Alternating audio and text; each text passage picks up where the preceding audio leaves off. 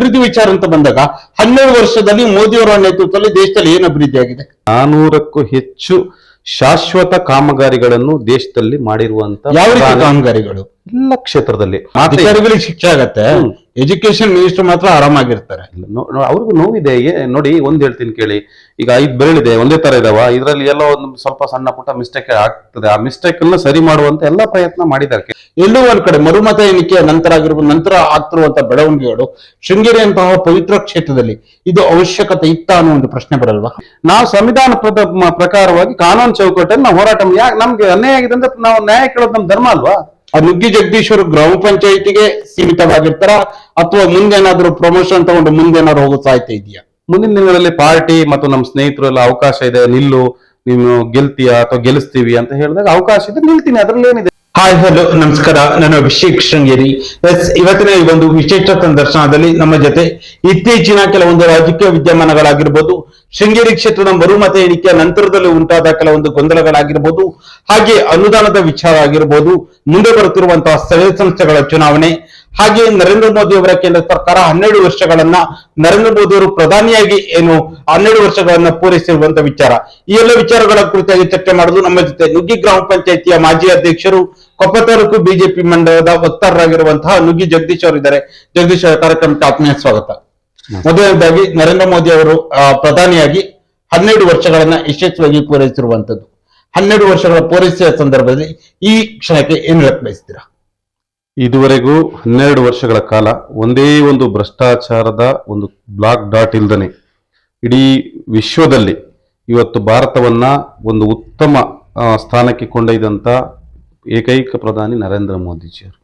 ಅಂದ್ರೆ ನಿಮ್ ಪ್ರಕಾರ ನರೇಂದ್ರ ಮೋದಿಯಿಂದಲೇ ದೇಶ ಅಂತನಾ? ಹಾಗಲ್ಲ, ವ್ಯವಸ್ಥೆ ಒಳಗಡೆ ಒಂದು ಈ ದೇಶವನ್ನ ನಾವು ಹಿಂದಿನ ವ್ಯವಸ್ಥೆ ಒಳಗಡೆಲ್ಲ ಭಾರತ ದೇಶದಿಂದ ಹೋದಂತವರಿಗೆ ಒಂದು ಒಳ್ಳೆ ಸ್ಥಾನಮಾನ ಇರಲಿಲ್ಲ. ಇವತ್ತು ಬನ್ನಿ ಅಂತ ಕೈ ಹಿಡಿದು ಕರೆದು ಕೂರಿಸ್ತಾ ಇದ್ದಾರೆ ಭಾರತ ಅಂದ್ರೆ. ಯಾಕಂತ ಹೇಳಿದ್ರೆ ಯಾವುದೇ ಒಂದು ವ್ಯವಸ್ಥೆ ಒಳಗೆ ಆಡಳಿತ ವ್ಯವಸ್ಥೆ ಅಡ್ಮಿನಿಸ್ಟ್ರೇಷನ್ ಎಷ್ಟು ಚೆನ್ನಾಗಿದೆ ಅದ್ರ ಮೇಲೆ ಒಂದು ಗೌರವ ಕೂಡ ಸಿಗ್ತದೆ.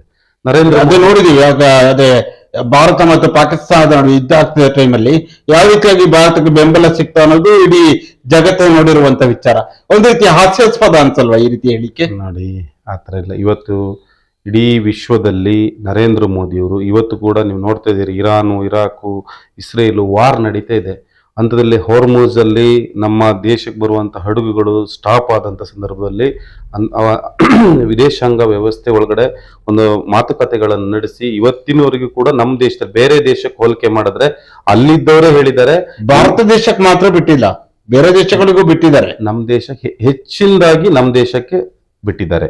ಬೇರೆ ದೇಶಕ್ಕೆ ಹೆಚ್ಚಿನ ಅವಶ್ಯಕತೆ ಇತ್ತು, ಹಾಗಾಗಿ ಬಿಟ್ಟಿರುವಂತದ್ದು. ಆದ್ರೆ ಬೇರೆ ದೇಶಗಳಿಗೂ ಭಾರತ ದೇಶದ ಪ್ರಧಾನಮಂತ್ರಿಗಳು ಆ ದೇಶದ ವಿದೇಶಾಂಗ ಮಂತ್ರಿಗಳ ಹತ್ರ ಖುದ್ದಾಗಿ ದೂರವಾಣಿ ಮುಖಾಂತರ ಮಾತಾಡಿ ನಮ್ಮ ದೇಶದಲ್ಲಿ ಇರುವಂತ ಜನಗಳಿಗೆ ಮತ್ತು ಅಲ್ಲಿಂದ ನಮ್ಗೆ ಏನು ಇಂಪೋರ್ಟ್ ಆಗ್ತದೆ ಆ ವಸ್ತುಗಳನ್ನು, ಹಡಗುಗಳನ್ನು ಕೂಡ ತರಿಸ್ಕೊಳ್ಳಲ್ಲಿ ವಿಶೇಷವಾಗಿ ಕಾಳಜಿಯನ್ನು ವಹಿಸಿ ದೇಶಕ್ಕೆ ಮತ್ತು ಜನಗಳಿಗೆ ಸಮಸ್ಯೆ ಆಗದ ರೀತಿಯಲ್ಲಿ ಸ್ಪಂದಿಸಿದ್ದಾರೆ. ಓಕೆ, ಈಗ 12 ವರ್ಷಗಳನ್ನ ಪೂರೈಸುತ್ತಂದ್ರೆ ಯುದ್ಧದ ವಿಚಾರಗಳನ್ನು ಹೊರತುಪಡಿಸಿ ಮಾತಾಡಿದ್ರೆ ಯುದ್ಧದ ವಿಚಾರದಲ್ಲೂ ಕೂಡ ಹಲವಾರು ಎಡವಟ್ಟುಗಳಾಗಿರುವುದನ್ನು ನೋಡಿದ್ದೀವಿ. ಆದ್ರೆ ಅದನ್ನು ಬಿಟ್ಟು ಮಾತಾಡೋಣ. ಈ ಅಭಿವೃದ್ಧಿ ವಿಚಾರ ಅಂತ ಬಂದಾಗ 12 ವರ್ಷದಲ್ಲಿ ಮೋದಿಯವರ ನೇತೃತ್ವದಲ್ಲಿ ದೇಶದಲ್ಲಿ ಏನು ಅಭಿವೃದ್ಧಿ ಆಗಿದೆ? 400ಕ್ಕೂ ಹೆಚ್ಚು, ನಾನು ನಿಮ್ಗೆ ದಾಖಲೆ ಕೊಡ್ತೇನೆ, 400ಕ್ಕೂ ಹೆಚ್ಚು ಶಾಶ್ವತ ಕಾಮಗಾರಿಗಳನ್ನು ದೇಶದಲ್ಲಿ ಮಾಡಿರುವಂತ. ಯಾವ ರೀತಿ ಕಾಮಗಾರಿಗಳು? ಎಲ್ಲ ಕ್ಷೇತ್ರದಲ್ಲಿ, ಶೈಕ್ಷಣಿಕ, ಸಾಮಾಜಿಕ, ಆರ್ಥಿಕ, ಎಲ್ಲಾ ಕ್ಷೇತ್ರದಲ್ಲಿ. ರೈತರು, ಬುಲೆಟ್ ಟ್ರೈನ್ ನೋಡಿ, ಎಲ್ಲವೂ ಕೂಡ ಆಗ್ತಾ ಇದೆ. ಬುಲೆಟ್ ಟ್ರೈನ್ಗಳನ್ನು ಕೂಡ ಅದಕ್ಕೆ ಹಣ ಬೇಕಾಗಿರುವಂತ ಹಣವನ್ನು ಮಂಜೂರು ಮಾಡಿ ಏನು ಕನ್ಸ್ಟ್ರಕ್ಷನ್ ನಡೀತಾ ಇದೆ. ಸದ್ಯದಲ್ಲಿ ರೈಲ್ವೆ ವ್ಯವಸ್ಥೆ ಒಳಗೆ ಬರ್ತದೆ. ಅದು ನಿಮಗೊಂದು ಟ್ರೈನ್ ಬರುತ್ತೋ ಗೊತ್ತಿಲ್ಲ, ಬಟ್ ಒಂದು ಬುಲೆಟ್ ತಗೊಂಡು ಹರಿಸಿರ ಅಲ್ಲ. ನೋಡಿ, ಅದು ತಾವು ಪತ್ರಕರ್ತರಾಗಿ ನಮ್ಮನ್ನ ಪ್ರಶ್ನೆ ಕೇಳ್ಬೇಕು, ನಾವು ನಿಮ್ಗೆ ಉತ್ತರ ಕೊಡ್ಬೇಕು. ಆದ್ರೆ ಒಂದು ನೀವು ಪತ್ರಕರ್ತರ ಸಾರ್ವಜನಿಕರು ಕೂಡ ಕೇಳ್ತಿರುವ ನೋಡಿ, ಒಂದು ನೀವು ಉದ್ಯೋಗ ಸೃಷ್ಟಿಯಲ್ಲಿ ನೋಡಿ, ಒಂದು ರೈಲ್ವೆ ಒಳಗಡೆ ಓಡಾಡಬೇಕಾದ್ರೆ ಒಂದು ಕೆಟ್ಟ ಪರಿಸ್ಥಿತಿ ಇತ್ತು, ರೈಲು ಇತ್ತು, ಇಲ್ಲ ಅಂತ ನಾನು ಹೇಳಲ್ಲ. ಆದ್ರೆ ಆ ವ್ಯವಸ್ಥೆಗಳು ತುಂಬಾ ಇವತ್ತು ಸುಧಾರಿಸಿದಾವೆ. ಹಾಗಾಗಿ ನಿಮ್ಗೆ ಇವತ್ತಿನ ದಿನ ರೈಲ್ವೆ ವ್ಯವಸ್ಥೆ ಇರ್ಬೋದು, ಟ್ರಾನ್ಸ್ಪೋರ್ಟ್ ಅಲ್ಲಿ ತುಂಬಾ ನರೇಂದ್ರ ಮೋದಿ ಅವರ ಸರ್ಕಾರ ಬಂದ ಮೇಲೆ ಅದನ್ನ ತುಂಬಾ ಉನ್ನತ ಮಟ್ಟಕ್ಕೆ ತೆಗೆದುಕೊಂಡೋಗಿಟ್ಟಿದ್ದಾರೆ. ಉನ್ನತ ಮಟ್ಟಕ್ಕೆ ತಗೊಂಡೋಗಿದ್ದಾರೆ. ಅದಕ್ಕೆ ಎಕ್ಸಾಂಪಲ್ ಈಗ ಆಗಿರೋದು ನೀಟ್ ಪರೀಕ್ಷೆ ಆಗಿರುವಂತ ಹಗರಣ. ಅದಕ್ಕೆ ಅಲ್ವಾ? ತನಿಖೆ ಆಗ್ತಿದೆ. ನೀಟ್ ಪರೀಕ್ಷೆ ಎಲ್ಲ ತನಿಖೆ ಆಗ್ತಿದೆ. CBI ಇಷ್ಟೆಲ್ಲ ಕೂತಿದ್ದಾರೆ. ನರೇಂದ್ರ ಮೋದಿ ನೀವು ಹೇಳಿದ್ರಿ ವಿದೇಶಕ್ಕೆ ಹೋದ್ರು, ಆ ವಿದೇಶದಲ್ಲಿ ಏನು ಹಾರ್ಮೋಸ್ ಇದ್ರಲ್ಲೇನು ಯುದ್ಧ ಸಂದರ್ಭದಲ್ಲಿ ಇದು ಮಾಡೋದು ಅಂತ ಹೇಳಿದ್ರಿ, ವಿದೇಶಾಂಗ ನೀತಿ ಬಗ್ಗೆ ಮಾತಾಡ್ರಿ. ಫಸ್ಟ್ ನಮ್ ದೇಶದ ವ್ಯವಸ್ಥೆನೆ ಸರಿ ಇಲ್ಲಲ್ಲ. ಇಲ್ಲ ಸರ್. ನಮ್ ದೇಶದೊಳಗಿಂತ ಆಂತರಿಕ ವ್ಯವಸ್ಥೆನೆ ನಿಮ್ಮ ದೇಶದ ನೋಡಿ. ಪ್ರಧಾನಿಗಳಿಗೆ, ಕೇಂದ್ರ ಸರ್ಕಾರಕ್ಕೆ ಆ ಒಂದು ಸಮಸ್ಯೆಗಳನ್ನ ಬಗೆಹರಿಸಕ್ಕಾಗಿಲ್ಲ. ನೀಟ್ ಅನ್ನುವಂಥದ್ದು ವಿದ್ಯಾರ್ಥಿಗಳ ಭವಿಷ್ಯದ ಜೊತೆ ಚೆಲ್ಲಾಟ ಆಡಿದ್ದಾರೆ. ಅದಕ್ಕೆ ಯಾರು ಆಡುವ ಕೆಲಸವನ್ನ ಕೇಂದ್ರ ಸರ್ಕಾರ ಯಾರು ತಪ್ಪು ಮಾಡಿದ್ದಾರೆ ಆ ಅಧಿಕಾರಿಗಳನ್ನ ತಕ್ಷಣದಲ್ಲಿ ಅವ್ರನ್ನ ವಜಾ ಮಾಡಿ ಅವ್ರ ಮೇಲೆ CBI ತನಿಖೆಗೆ ಆದೇಶ ಮಾಡಿ. ಅಧಿಕಾರಿಗಳ ವಜಾ ಆಗಿದೆ, ಓಕೆ. ಆದ್ರೆ ಆ ಸಚಿವರು ಯಾಕೆ ಇನ್ನು ಕೂಡ ರಾಜೀನಾಮೆ ತಗೊಂಡಿಲ್ಲ? ಆ ಸಚಿವರದ್ದು ಇದಿರಲ್ವಾ? ಸಚಿವರದ್ದು ಯಾವುದೇ ಆ ತಪ್ಪು ಇಲ್ಲ. ಇಲಾಖೆ ವೈಫಲ್ಯ ಇಲಾಖೆ ಅಲ್ವಾ? ಅಂತ ಹೇಳಿದ್ರೆ ಲಕ್ಷಾಂತರ ಜನ ಅಧಿಕಾರಿಗಳಿರ್ತಾರೆ. ಯಾರೋ ಒಬ್ಬ ಮಾಡಿದ ಅದು ಇಲಾಖೆ ವೈಫಲ್ಯ ಅಲ್ವಾ? ಆ ಇಲಾಖೆ ವೈಫಲ್ಯ ಅಲ್ವಾ? ವೈಫಲ್ಯ ಅಂತ ಹೇಳಿದ್ರೆ ಅಧಿಕಾರಿಗಳನ್ನ ಹೊಣೆಗಾರನ ಮಾಡಿದಾರಲ್ಲ, ಅವ್ರ ಮೇಲೆ ಕಾನೂನು ರೀತಿ ಕ್ರಮ ಜರುಗಿಸಿದ್ದಾರೆ. ಅಲ್ಲ, ಯಾವುದೇ ರಾಜ್ಯ ಸರ್ಕಾರ ಆಗ್ಲಿ, ಯಾವುದೇ ರಾಜ್ಯ ಸರ್ಕಾರಗಳಾಗ್ಲಿ, ಯಾವುದೇ ಆಡಳಿತ ವ್ಯವಸ್ಥೆ ಆಗ್ಲಿ, ಯಾವ ಚುನಾಯಿತ ಜನಪ್ರತಿನಿಧಿಗಳು ಬಲಿಯಾಗಲ್ಲ. ಅಲ್ಲಿ ಬಲಿಯಾಗುವಂಥದ್ದು ಕೊನೆಯದಾಗಿ ಅಧಿಕಾರಿಗಳನ್ನೇ ಬಲಿ ಹಾಕುವ ಕೆಲಸವನ್ನ ಬಾರಿ ಚೆನ್ನಾಗಿ ಮಾಡುತ್ತೆ ಆಡಳಿತ ವ್ಯವಸ್ಥೆ.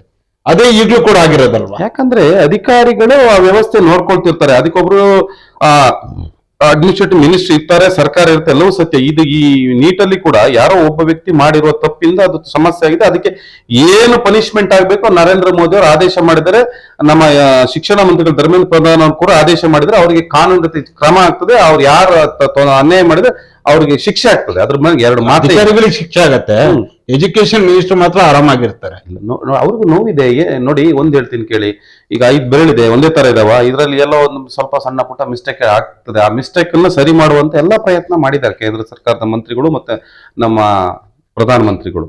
ಓಕೆ, ಅದೇ ರೀತಿಯಲ್ಲಿ ಈಗ ಶೃಂಗೇರಿ ಕ್ಷೇತ್ರದ ವಿಚಾರ ಅಂತ ತಗೊಳ್ತಾರೆ.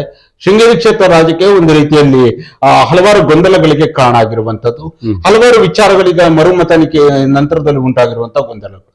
ಎಲ್ಲೋ ಒಂದ್ ಕಡೆ ಮರುಮತ ಎಣಿಕೆಯ ನಂತರ ಆಗ್ತಿರುವಂತಹ ಬೆಳವಣಿಗೆಗಳು ಶೃಂಗೇರಿಯಂತಹ ಪವಿತ್ರ ಕ್ಷೇತ್ರದಲ್ಲಿ ಇದು ಅವಶ್ಯಕತೆ ಇತ್ತ ಅನ್ನೋ ಒಂದು ಪ್ರಶ್ನೆ ಬರಲ್ವಾ? ಅವಶ್ಯಕತೆ ಅಂದ್ರೆ ನಾವು ನೋಡಿ, ನೀವು ಇದನ್ನ ನಾನು 2ನೇ ಸಾರಿ ನಿಮ್ ಮೀಡಿಯಾ ಥ್ರೂ ಹೇಳ್ತಾ ಇದ್ದೀನಿ. ಡೇ 1 ಅಲ್ಲಿ ನಮ್ಮವ್ರು ರೀಕೌಂಟ್ ಕೇಳಿದಾರೆ. ಅಲ್ಲಿ ಪೋಸ್ಟಲ್ ಬ್ಯಾಲೆಟ್ ನ ರೀಕೌಂಟ್ ಅದು ಮಿಸ್ಟೇಕ್ ಆಗಿದೆ, ರೀಕೌಂಟ್ ಕೊಡಿ ಅಂತ. ಅವತ್ತೇ ರೀಕೌಂಟ್ ಕೊಟ್ಟಿದ್ರೆ ನಮ್ದು ಏನು ವಿರೋಧಿಲ್ಲ. ನಾವು ಇವತ್ತೇನು 3 ವರ್ಷಗಳ ಕಾಲ ಸತತ ಹೈಕೋರ್ಟ್ ಸುಪ್ರೀಂ ಕೋರ್ಟ್ಗೆ ಕೇಸ್ ವರ್ಗಾವಣೆ ಆಗಿ ವಾದ ವಿವಾದಗಳು ನಡೆದು ಮೊನ್ನೆ ರೀಕೌಂಟ್ ಆದ್ಮೇಲೆ ಮತ್ತೆ ಈಗ ಅವರು ಸುಪ್ರೀಂ ಕೋರ್ಟ್ಗೆ ಹೋಗಿ ಸ್ಟೇ ಕೊಟ್ಟಿದ್ದಾರೆ. ಜುಲೈ 23ಕ್ಕೆ ಆದೇಶ ಮಾಡ್ತೀನಿ ಅಂತ ಕೋರ್ಟ್ ಹೇಳಿದೆ. ನ್ಯಾಯಾಲಯದ ಏನ್ ಆದೇಶ ಬರ್ತದೆ ನಾವು ಸ್ವಾಗತ ಮಾಡ್ತೀವಿ. ನಾವು ಸಂವಿಧಾನ ಪ್ರಕಾರವಾಗಿ ಕಾನೂನು ಚೌಕಟ್ಟಲ್ಲಿ ನಾವು ಹೋರಾಟ ನಮ್ಗೆ ಅನ್ಯಾಯ ಆಗಿದೆ ಅಂದ್ರೆ ನಾವು ನ್ಯಾಯ ಕೇಳೋದು ನಮ್ ಧರ್ಮ ಅಲ್ವಾ? ಓಕೆ, ನೀವು ನ್ಯಾಯವನ್ನ ಕೇಳಕೋದಾದ್ರೆ ಈಗ ಇನ್ನೊಂದು ದೊಡ್ಡ ಮಟ್ಟದಲ್ಲಿ ಚರ್ಚೆ ಆಗಿರುವಂತದ್ದು ವೋಟ್ ಟ್ಯಾಂಪರಿಂಗ್ ಆಗಿದೆ ಅನ್ನುವ ನಿಮಿಷ. ವೋಟ್ ಟ್ಯಾಂಪರಿಂಗ್ ಆಗಿದೆ ಅನ್ನುವ ವಿಚಾರ ದೊಡ್ಡ ಮಟ್ಟದಲ್ಲಿ ಚರ್ಚೆ ಕಾರಣವಾಯ್ತು. ಅಂದ್ರೆ ವೋಟ್ ಟ್ಯಾಂಪರಿಂಗ್ ಆಗುವ ಸಾಧ್ಯತೆ ಇದೆಯಾ? ನೋಡಿ, ಅವತ್ತು ಮಧ್ಯಾಹ್ನ ತಮ್ಮ ಮೀಡಿಯಾದಲ್ಲೂ ನೀವು ಕೂಡ ಶೋ ಮಾಡಿದಿರಿ. ಅವ್ರು ಗೆದ್ರು ಅಂತ ವಿಜಯೋತ್ಸವ ಮಾಡಿದ್ದಾರೆ. ನಂತರ ಮತ್ತೆ ಕೌಂಟಿಂಗ್ ಮುಂದುವರೆದಿದೆ. ರಾತ್ರಿ ಕೌಂಟಿಂಗ್ ಆಗ್ಬೇಕಾದ್ರೆ 52 ಓಟಲ್ಲಿ ಜೀವರಾಜ್ ಅವ್ರು ಗೆದ್ರು ಅಂತ ಆದೇಶ ಆಗಿದೆ. ಹಾಗಾಗಿ ಕಾನೂನುಬದ್ಧವಾಗಿ ಕೌಂಟಿಂಗ್ ಮಾಡಿದ್ದಾರೆ. DC ಹೇಳಿದಾರ ನಿಮಗೆ ಏನೋ ಟ್ಯಾಂಪರಿಂಗ್ ಆಗಿದೆ ಅಂತ? ಆಮೇಲೆ ಬೆಳಿಗ್ಗೆ ಕೂಡ ಅಲ್ಲಿ ಬಾಕ್ಸ್ ಓಪನ್ ಮಾಡ್ಬೇಕಾದ್ರೆ DC ಅವರು, AC ಅವರು, ಸಂಬಂಧಪಟ್ಟ ಎಲ್ಲಾ ಚುನಾವಣಾಧಿಕಾರಿಗಳು, ಕೇಂದ್ರ ಚುನಾವಣಾ ಆಯೋಗ ನೇಮಿಸಿದಂತ ಚುನಾವಣಾಧಿಕಾರಿಗಳ ಸಮಕ್ಷಮದಲ್ಲಿ, ಎಲ್ಲ ಎಲೆಕ್ಟ್ರಾನಿಕ್ ಮೀಡಿಯಾದ ಸಮಕ್ಷಮದಲ್ಲಿ ಬಾಕ್ಸ್ ಗಳನ್ನ ವೆರಿಫಿಕೇಶನ್ ಮಾಡಿ ಆನಂತರ ಏನ್ ಅವರು ಬಾಕ್ಸ್ ಹೊಡೆದಿದ್ರು, ಟ್ಯಾಂಪರಿಂಗ್ ಆಗಿದೆ ಹಾಗೆ ಅಂತ ಹೇಳ್ತಾರೆ, ಆ ಬಾಕ್ಸ್ ಅಲ್ಲಿ ಆ ಚುನಾವಣೆಗೆ ಸಂಬಂಧಪಟ್ಟಂತ ಸ್ಟೇಷನರಿ ವಸ್ತುಗಳಿದ್ದಾವೆ ಅಂತ ಮಾತ್ರ ಹೇಳಿದ್ದಾರೆ. ಬ್ಯಾಲೆಟ್ ಪೇಪರ್ ಎಲ್ಲೂ ಅದ್ರೊಳಗೆ ಇರ್ಲಿಲ್ಲ ಅಂತ ನಾನು ಹೇಳಿರ್ದಲ್ಲ, ಅಧಿಕಾರಿಗಳು ಹೇಳಿದ್ದಾರೆ. ಅಧಿಕಾರಿಗಳು ಹೇಳಿ ಆಮೇಲೆ ಕೌಂಟಿಂಗ್ ಸಹ ಆಗಿದೆ. ನಿಮಗೆ ನಿಮ್ ಪರ ಬಂದ್ರೆ ನೀವು ಸರಿ ಇದೆ, ನಿಮ್ ವಿರುದ್ಧ ಬಂದ್ರೆ ತಪ್ಪಾಗಿದೆ ಅಂದ್ರೆ ಹೇಗೆ ಆಗುತ್ತದು? ಓಕೆ, ಇದೇ ವಿಚಾರಕ್ಕೆ ತಗೊಳ್ತೀನಿ. ಈ ಟ್ಯಾಂಪರಿಂಗ್ ಅನ್ನುವ ವಿಚಾರವೇ ಬಹಳ ದೊಡ್ಡ ಮಟ್ಟದಲ್ಲಿ ರಾಜ್ಯ ಮಟ್ಟದಲ್ಲಿ ಚರ್ಚೆ ಆಗಿರುವ ಒಂದ್ ನಿಮಿಷ ತಡಿ, ಎಷ್ಟು ಇದಾಗ್ಬಿಡಿ, ಒಂದ್ ಸೆಕೆಂಡ್. ಟ್ಯಾಂಪರಿಂಗ್ ಅನ್ನೋ ವಿಚಾರ ದೊಡ್ಡ ಮಟ್ಟದಲ್ಲಿ ತಂದು ಮಾಡತ್ತೆ. ಕಾರಣ ಆ ನಂತರದಲ್ಲಿ ಆದಂತ ಬೆಳವಣಿಗೆಗಳು, ಆ ಕೊಪ್ಪದ ವೀರಭದ್ರ ಸ್ವಾಮಿ ದೇವಸ್ಥಾನ ನಡೆದಂತ ಆಣೆ ಪ್ರಮಾಣ ಆಗಿರ್ಬೋದು, ಗಬ್ಬನೆ ದೇವಸ್ಥಾನಕ್ಕೆ ಹೋಗಿ ನಡೆದಂತ ಆಣೆ ಪ್ರಮಾಣ ಆಗಿರ್ಬೋದು, ಎಲ್ಲೂ ಒಂದ್ ಕಡೆ ನೋಡಿದ್ರೆ ಎಲ್ಲೂ ಈಗ ದೇವರುಗಳ ಬಗ್ಗೆ ನಂಬಿಕೆ ಇದ್ದವರಿಗೂ ಕೂಡ ಒಂದ್ ಇದ್ ಬರುತ್ತೆ, ಹೌದು ಇವ್ರೇನು ತಪ್ಪು ಮಾಡಿಲ್ಲ ಹಾಗಾಗಿ ಇವ್ರು ಆಣೆ ಪ್ರಮಾಣ ಮಾಡಿದಾರೆ ಅಂತ.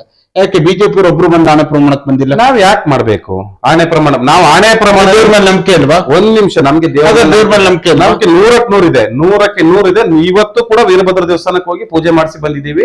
ನಾವ್ ಹಿಂದೆನೂ ಮಾಡಿಸಿದ್ವಿ, ಮುಂದೆನೂ ಮಾಡಿಸೋರಿದ್ದೀವಿ. ನಾವು ದೇವಸ್ಥಾನದಲ್ಲಿ ಹೋಗಿ ಆಣೆ ಪ್ರಮಾಣ ಮಾಡಿನೇ ನಮಗೆ ರಿಸಲ್ಟ್ ನಮ್ ಪರ ಆಗ್ಲಿ ಅಥವಾ ನಮ್ಗೆ ಇನ್ನೊಂದಾಗ್ಲಿ ನಾವು ಅವತ್ತೇ ಮೂರರಲ್ಲಿ ಚುನಾವಣೆ ಏನಾಯ್ತು ಅವಾಗ್ಲೇ ನಾವು ಅದನ್ನ ಮಾಡ್ತಿದ್ವಿ. ನಾವು ಅವತ್ತೇ ಹೇಳಿದೀವಿ ರೀಕೌಂಟ್ ಕೊಡ್ಬೇಕು, ನಮ್ಗೆ ಮೋಸ ಆಗಿದೆ ಅಂತ. 3 ವರ್ಷಗಳ ಕಾಲ ಕಾನೂನು ಹೋರಾಟಗಳನ್ನು ಮಾಡಿ ಮೊನ್ನೆ ರೀಕೌಂಟಿಂಗ್ ಅಲ್ಲಿ ನಾವು ಗೆದ್ದ ಮೇಲೆ ನಾವು ಗೆದ್ದ ಮೇಲೆ ಇದು ಟ್ಯಾಂಪರಿಂಗ್ ಆಗಿದೆ, ಮೋಸ ಆಗಿದೆ, ಇನ್ನೊಂದಾಗಿದೆ ಅಂದ್ರೆ ಅದು ಅವರು ಹೇಳ್ಬೇಕು, ನಮ್ಗೆ ಅದು ಅವಶ್ಯಕತೆ ಇಲ್ಲ. ಅವ್ರು 2003 ಚುನಾವಣೆ ಆಗಿದೆ 2023 ಸಾರಿ ಅದೇ 2023 ಕರೆಕ್ಟ್. ಓಕೆ. ನಂತರದಲ್ಲಿ ಬರೀ ಅವರು ಮಾತ್ರ ಆಣೆ ಪ್ರಮಾಣವನ್ನು ಮಾಡಿಲ್ಲ, ನಿಮ್ಮ ಪಕ್ಷದ ನಾಯಕರುಗಳು ಯಾಕೆ ಮಾಡ್ಬೇಕು ಅಂತ ನಾನು ಕೇಳಿದೆ. ಆಣೆ ಪ್ರಮಾಣನೇ ನಾಯಕರುಗಳು ಆಣೆ ಪ್ರಮಾಣವನ್ನು ಮಾಡಿದ್ರು, ಸರಿ. ಅಲ್ಲಿದ್ದಂತಹ ಮರುಮತ ಎಣಿಕೆಗೆ ಹೋದಂತ ನಾಯಕರುಗಳು ಯಾಕೆ ಬಂದು ಆಣೆ ಪ್ರಮಾಣ ಮಾಡಿಲ್ಲ? ನಾನ್ ಹೇಳದ್ ಕೇಳಿ, ನಾವು ಆಣೆ ಪ್ರಮಾಣ ಒಂದ್ ಪಾರ್ಟಿ ಅಂದಾಗ ಸ್ವಲ್ಪ ಏನೋ ಕೆಲವೊಂದು ಸಂದರ್ಭಗಳಲ್ಲಿ ಸ್ವಲ್ಪ ಮಿಸ್ಟೇಕ್ಸ್ ಇನ್ನೊಂದು ಇರ್ತದೆ. ಈಗ ನಿನ್ನೇನು ಕೂಡ ಕಾಂಗ್ರೆಸ್ಸಿನ ಸಭೆಯಲ್ಲಿ ಕೂಡ ತಾಲೂಕು ಅಧ್ಯಕ್ಷರು ನಮ್ಗ ಒಳಗಡೆ ಎಲ್ಲವೂ ಸರಿ ಇಲ್ಲ ಅಂತ ಬಹಿರಂಗವಾಗಿ ವೇದಿಕೆ ಮುಖಾಂತರ ಹೇಳಿದ್ದಾರೆ. ಆಗ ಆಯಾ ಪಾರ್ಟಿಲಿ ಇಂಟರ್ನಲ್ ಏನೋ ಸ್ವಲ್ಪ ಸಣ್ಣ ಪುಟ್ಟ ಮನಸ್ತಾಪಗಳು ಇರ್ಬೋದು, ಅದ್ರಿಂದ ಏನೋ ಆಗಿರ್ಬೋದು. ಅದು ನಾವು ಮುಂದೆ ಸರಿ ಮಾಡ್ಕೊಳ್ತೀವಿ, ಅವರೆಲ್ಲ ನಮ್ಮ ನಾಯಕರಿದ್ದಾರೆ, ಸರಿ ಮಾಡ್ಕೊಳ್ತೀವಿ. ಆದ್ರೆ ನೀವು ಕೇಳಿದ ಪ್ರಶ್ನೆ ನನ್ನ ಉತ್ತರ ಏನಂತ ಹೇಳಿದ್ರೆ, ನಾವು ಈಗ ಆಣೆ ಪ್ರಮಾಣನೇ ನಾವು ಮಾಡಿದಾಗ ನಾವು ಕೋರ್ಟ್ ಹೋಗೋ ಅವಶ್ಯಕತೆ ಇರ್ಲಿಲ್ಲಲ್ಲ. ನಾವು ಇವತ್ತು ನ್ಯಾಯಸಮ್ಮತವಾಗಿ ಸಂವಿಧಾನಬದ್ಧವಾಗಿ ನಾವು ಕೇಳ್ತೇವೆ, ನಮ್ಗೆ ಅನ್ಯಾಯ ಆಗಿದೆ, ರೀಕೌಂಟ್ ಕೊಡಿ ಅಂತ ಅವತ್ತು ಕೇಳಿದ್ವಿ. 3 ವರ್ಷಗಳ ಕಾಲ ಸತತವಾಗಿ ಹೈಕೋರ್ಟ್, ಸುಪ್ರೀಂ ಕೋರ್ಟ್ ಅಲ್ಲಿ ಹೋರಾಟ ಮಾಡಿದ್ವಿ, ಅವಶ್ಯಕತೆ ಇರ್ಲಿಲ್ಲಲ್ಲ ಹಾಗಾದ್ರೆ ಅದೆಲ್ಲ ಮಾಡುವಂಥದ್ದು. ಎಷ್ಟು ಸರಿ ಜೀವರಾಜ್ ಅವರು ಡೆಲ್ಲಿಗೆ ಹೋಗಿದ್ದಾರೆ, ಬೆಂಗಳೂರಿಗೆ ಹೋಗಿದ್ದಾರೆ, ಹೈಕೋರ್ಟ್ ಹೋಗಿದ್ದಾರೆ, ಸುಪ್ರೀಂ ಕೋರ್ಟ್ ಹೋಗಿದ್ದಾರೆ, ಅದ್ರ ಸಾಕ್ಷಿ ಸಂಬಂಧಪಟ್ಟಂತ ಒಂದಷ್ಟು ಜನ ಅದಕ್ಕೆ ಯಾರ್ಯಾರು ಕೇಸ್ ಫೈಲ್ ಮಾಡಿರೋ ಹೋರಾಟ ಮಾಡಿದ್ದಾರೆ. ಏನಕ್ಕೆ ಹೋರಾಟ ಮಾಡೋ ಅವಶ್ಯಕತೆ ಇರ್ಲಿಲ್ಲಲ್ಲ. ಅಂದ್ರೆ ಬಿಜೆಪಿಯ ಯಾವ ನಾಯಕರು ಕೂಡ ಮುಂದೆ ಈ ವಿಚಾರಕ್ಕೆ ಸಂಬಂಧಪಟ್ಟ ಹಾಗೆ ಆಣೆ ಪ್ರಮಾಣಕ್ಕೆ ಬರಲ್ಲ. ಅಲ್ಲ, ಆಣೆ ಪ್ರಮಾಣ ಮಾಡುವಂತ ಪ್ರಮೇಯ ಇಲ್ಲ. ಆಣೆ ಪ್ರಮಾಣ ಮಾಡೋದಾಗಿದ್ರೆ ನಾವು ಬಿಜೆಪಿ ನಾಯಕರಿಗೆ ಭಯ ಕಾಣ್ತಾ ಇದ್ದೀವಿ. ನಮ್ಗೆ ಏನಿಲ್ಲ, ಭಯ ಏನಿಲ್ಲ ಅಂತ ಅವಶ್ಯಕತೆ ನಮ್ಗೆ ಆತರ ಏನು ಭಯ ಏನು ಇಲ್ಲ. ನಾವಾಗಿದ್ರೆ ಇವತ್ತು ದೇವಸ್ಥಾನಕ್ಕೆ ಹೋಗಿದ್ವಿ, ಮುಂದೆನೂ ಹೋಗ್ತೀವಿ ನಾವು ಆಣೆ ಪ್ರಮಾಣನೇ ಮಾಡೋದಾಗಿದ್ರೆ ಕೋರ್ಟಿಗೆ ಹೋಗೋ ಅವಶ್ಯಕತೆ ಇರ್ಲಿಲ್ಲಲ್ಲ. ಯಾಕೆ ಕೋರ್ಟಿಗೆ ಹೋಗೋ ಅವಶ್ಯಕತೆ ಇತ್ತು? ಅಷ್ಟೆಲ್ಲ ಅದಕ್ಕೆ ವಕೀಲರನ್ನ ಇಟ್ಟು ಅದು ಓಡಾಟ ಮಾಡಿ 3 ವರ್ಷಗಳ ಕಾಲ, 1-2 ತಿಂಗಳಲ್ಲ, ಸತತವಾಗಿ 24-36 ತಿಂಗಳ ಕಾಲ ನ್ಯಾಯಾಲಯದಲ್ಲಿ ಹೋರಾಟ ಮಾಡಿದೀವಿ. ಹೋರಾಟ ಮಾಡಿ ನಮಗೆ ನಾವು ನ್ಯಾಯಾಲಯದ ಬಗ್ಗೆ, ಸಂವಿಧಾನದ ಬಗ್ಗೆ, ಕಾನೂನಿನ ಬಗ್ಗೆ ಗೌರವ ಇದೆ. ನೋಡೋಣ, ಜುಲೈ 23 ಕೋರ್ಟ್ ಹೇಳಿದೆ, ಏನ್ ಹೇಳುತ್ತೆ ಅದು ನಮ್ಮ ಹೊರ ಬಂದ್ರು. ಜುಲೈ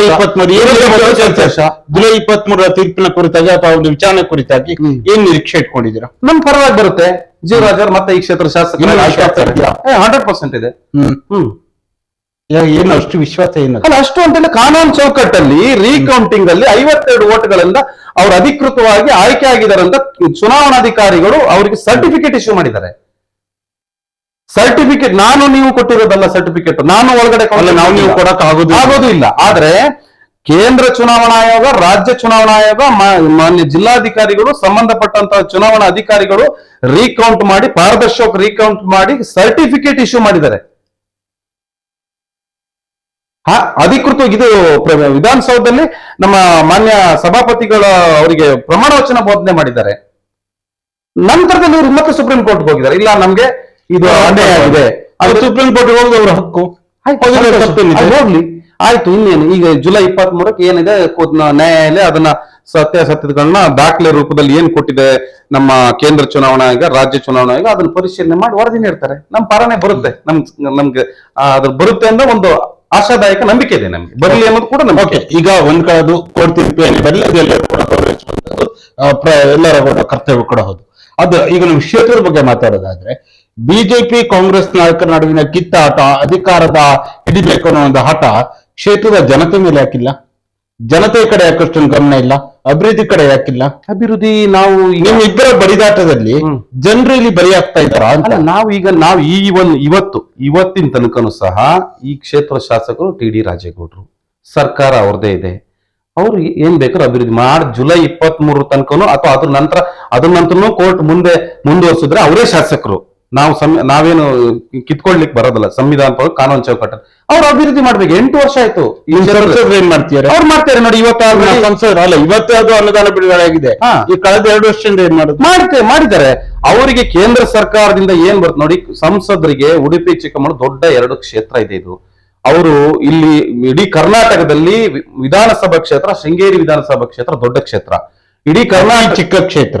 ಇಲ್ಲ, ಜನಸಂಖ್ಯೆ ಪಾಪ್ಯುಲೇಷನ್ ಕಡಿಮೆ ಇದೆ, ಭೌಗೋಳಿಕವಾಗಿ ವಿಸ್ತೀರ್ಣದಲ್ಲಿ ದೊಡ್ಡ ಕ್ಷೇತ್ರ. ಉಡುಪಿ ಚಿಕ್ಕಮಗಳೂರು ಅಷ್ಟೇ, ಇದು ಭೌಗೋಳಿಕವಾಗಿ ದೊಡ್ಡ ಕ್ಷೇತ್ರ. ಹಾಗಾಗಿ 10 MLA ಕಾನ್ಸ್ಟಿಟ್ಯೂನ್ಸಿ ಬರ್ತದೆ. 8 ಎಂಟು ಐದು, ವಿಧಾನಸಭಾ ಹಾ, ಕ್ಷೇತ್ರ. 8 ಅಂತ ಇಟ್ಕೊಳ್ಳಿ.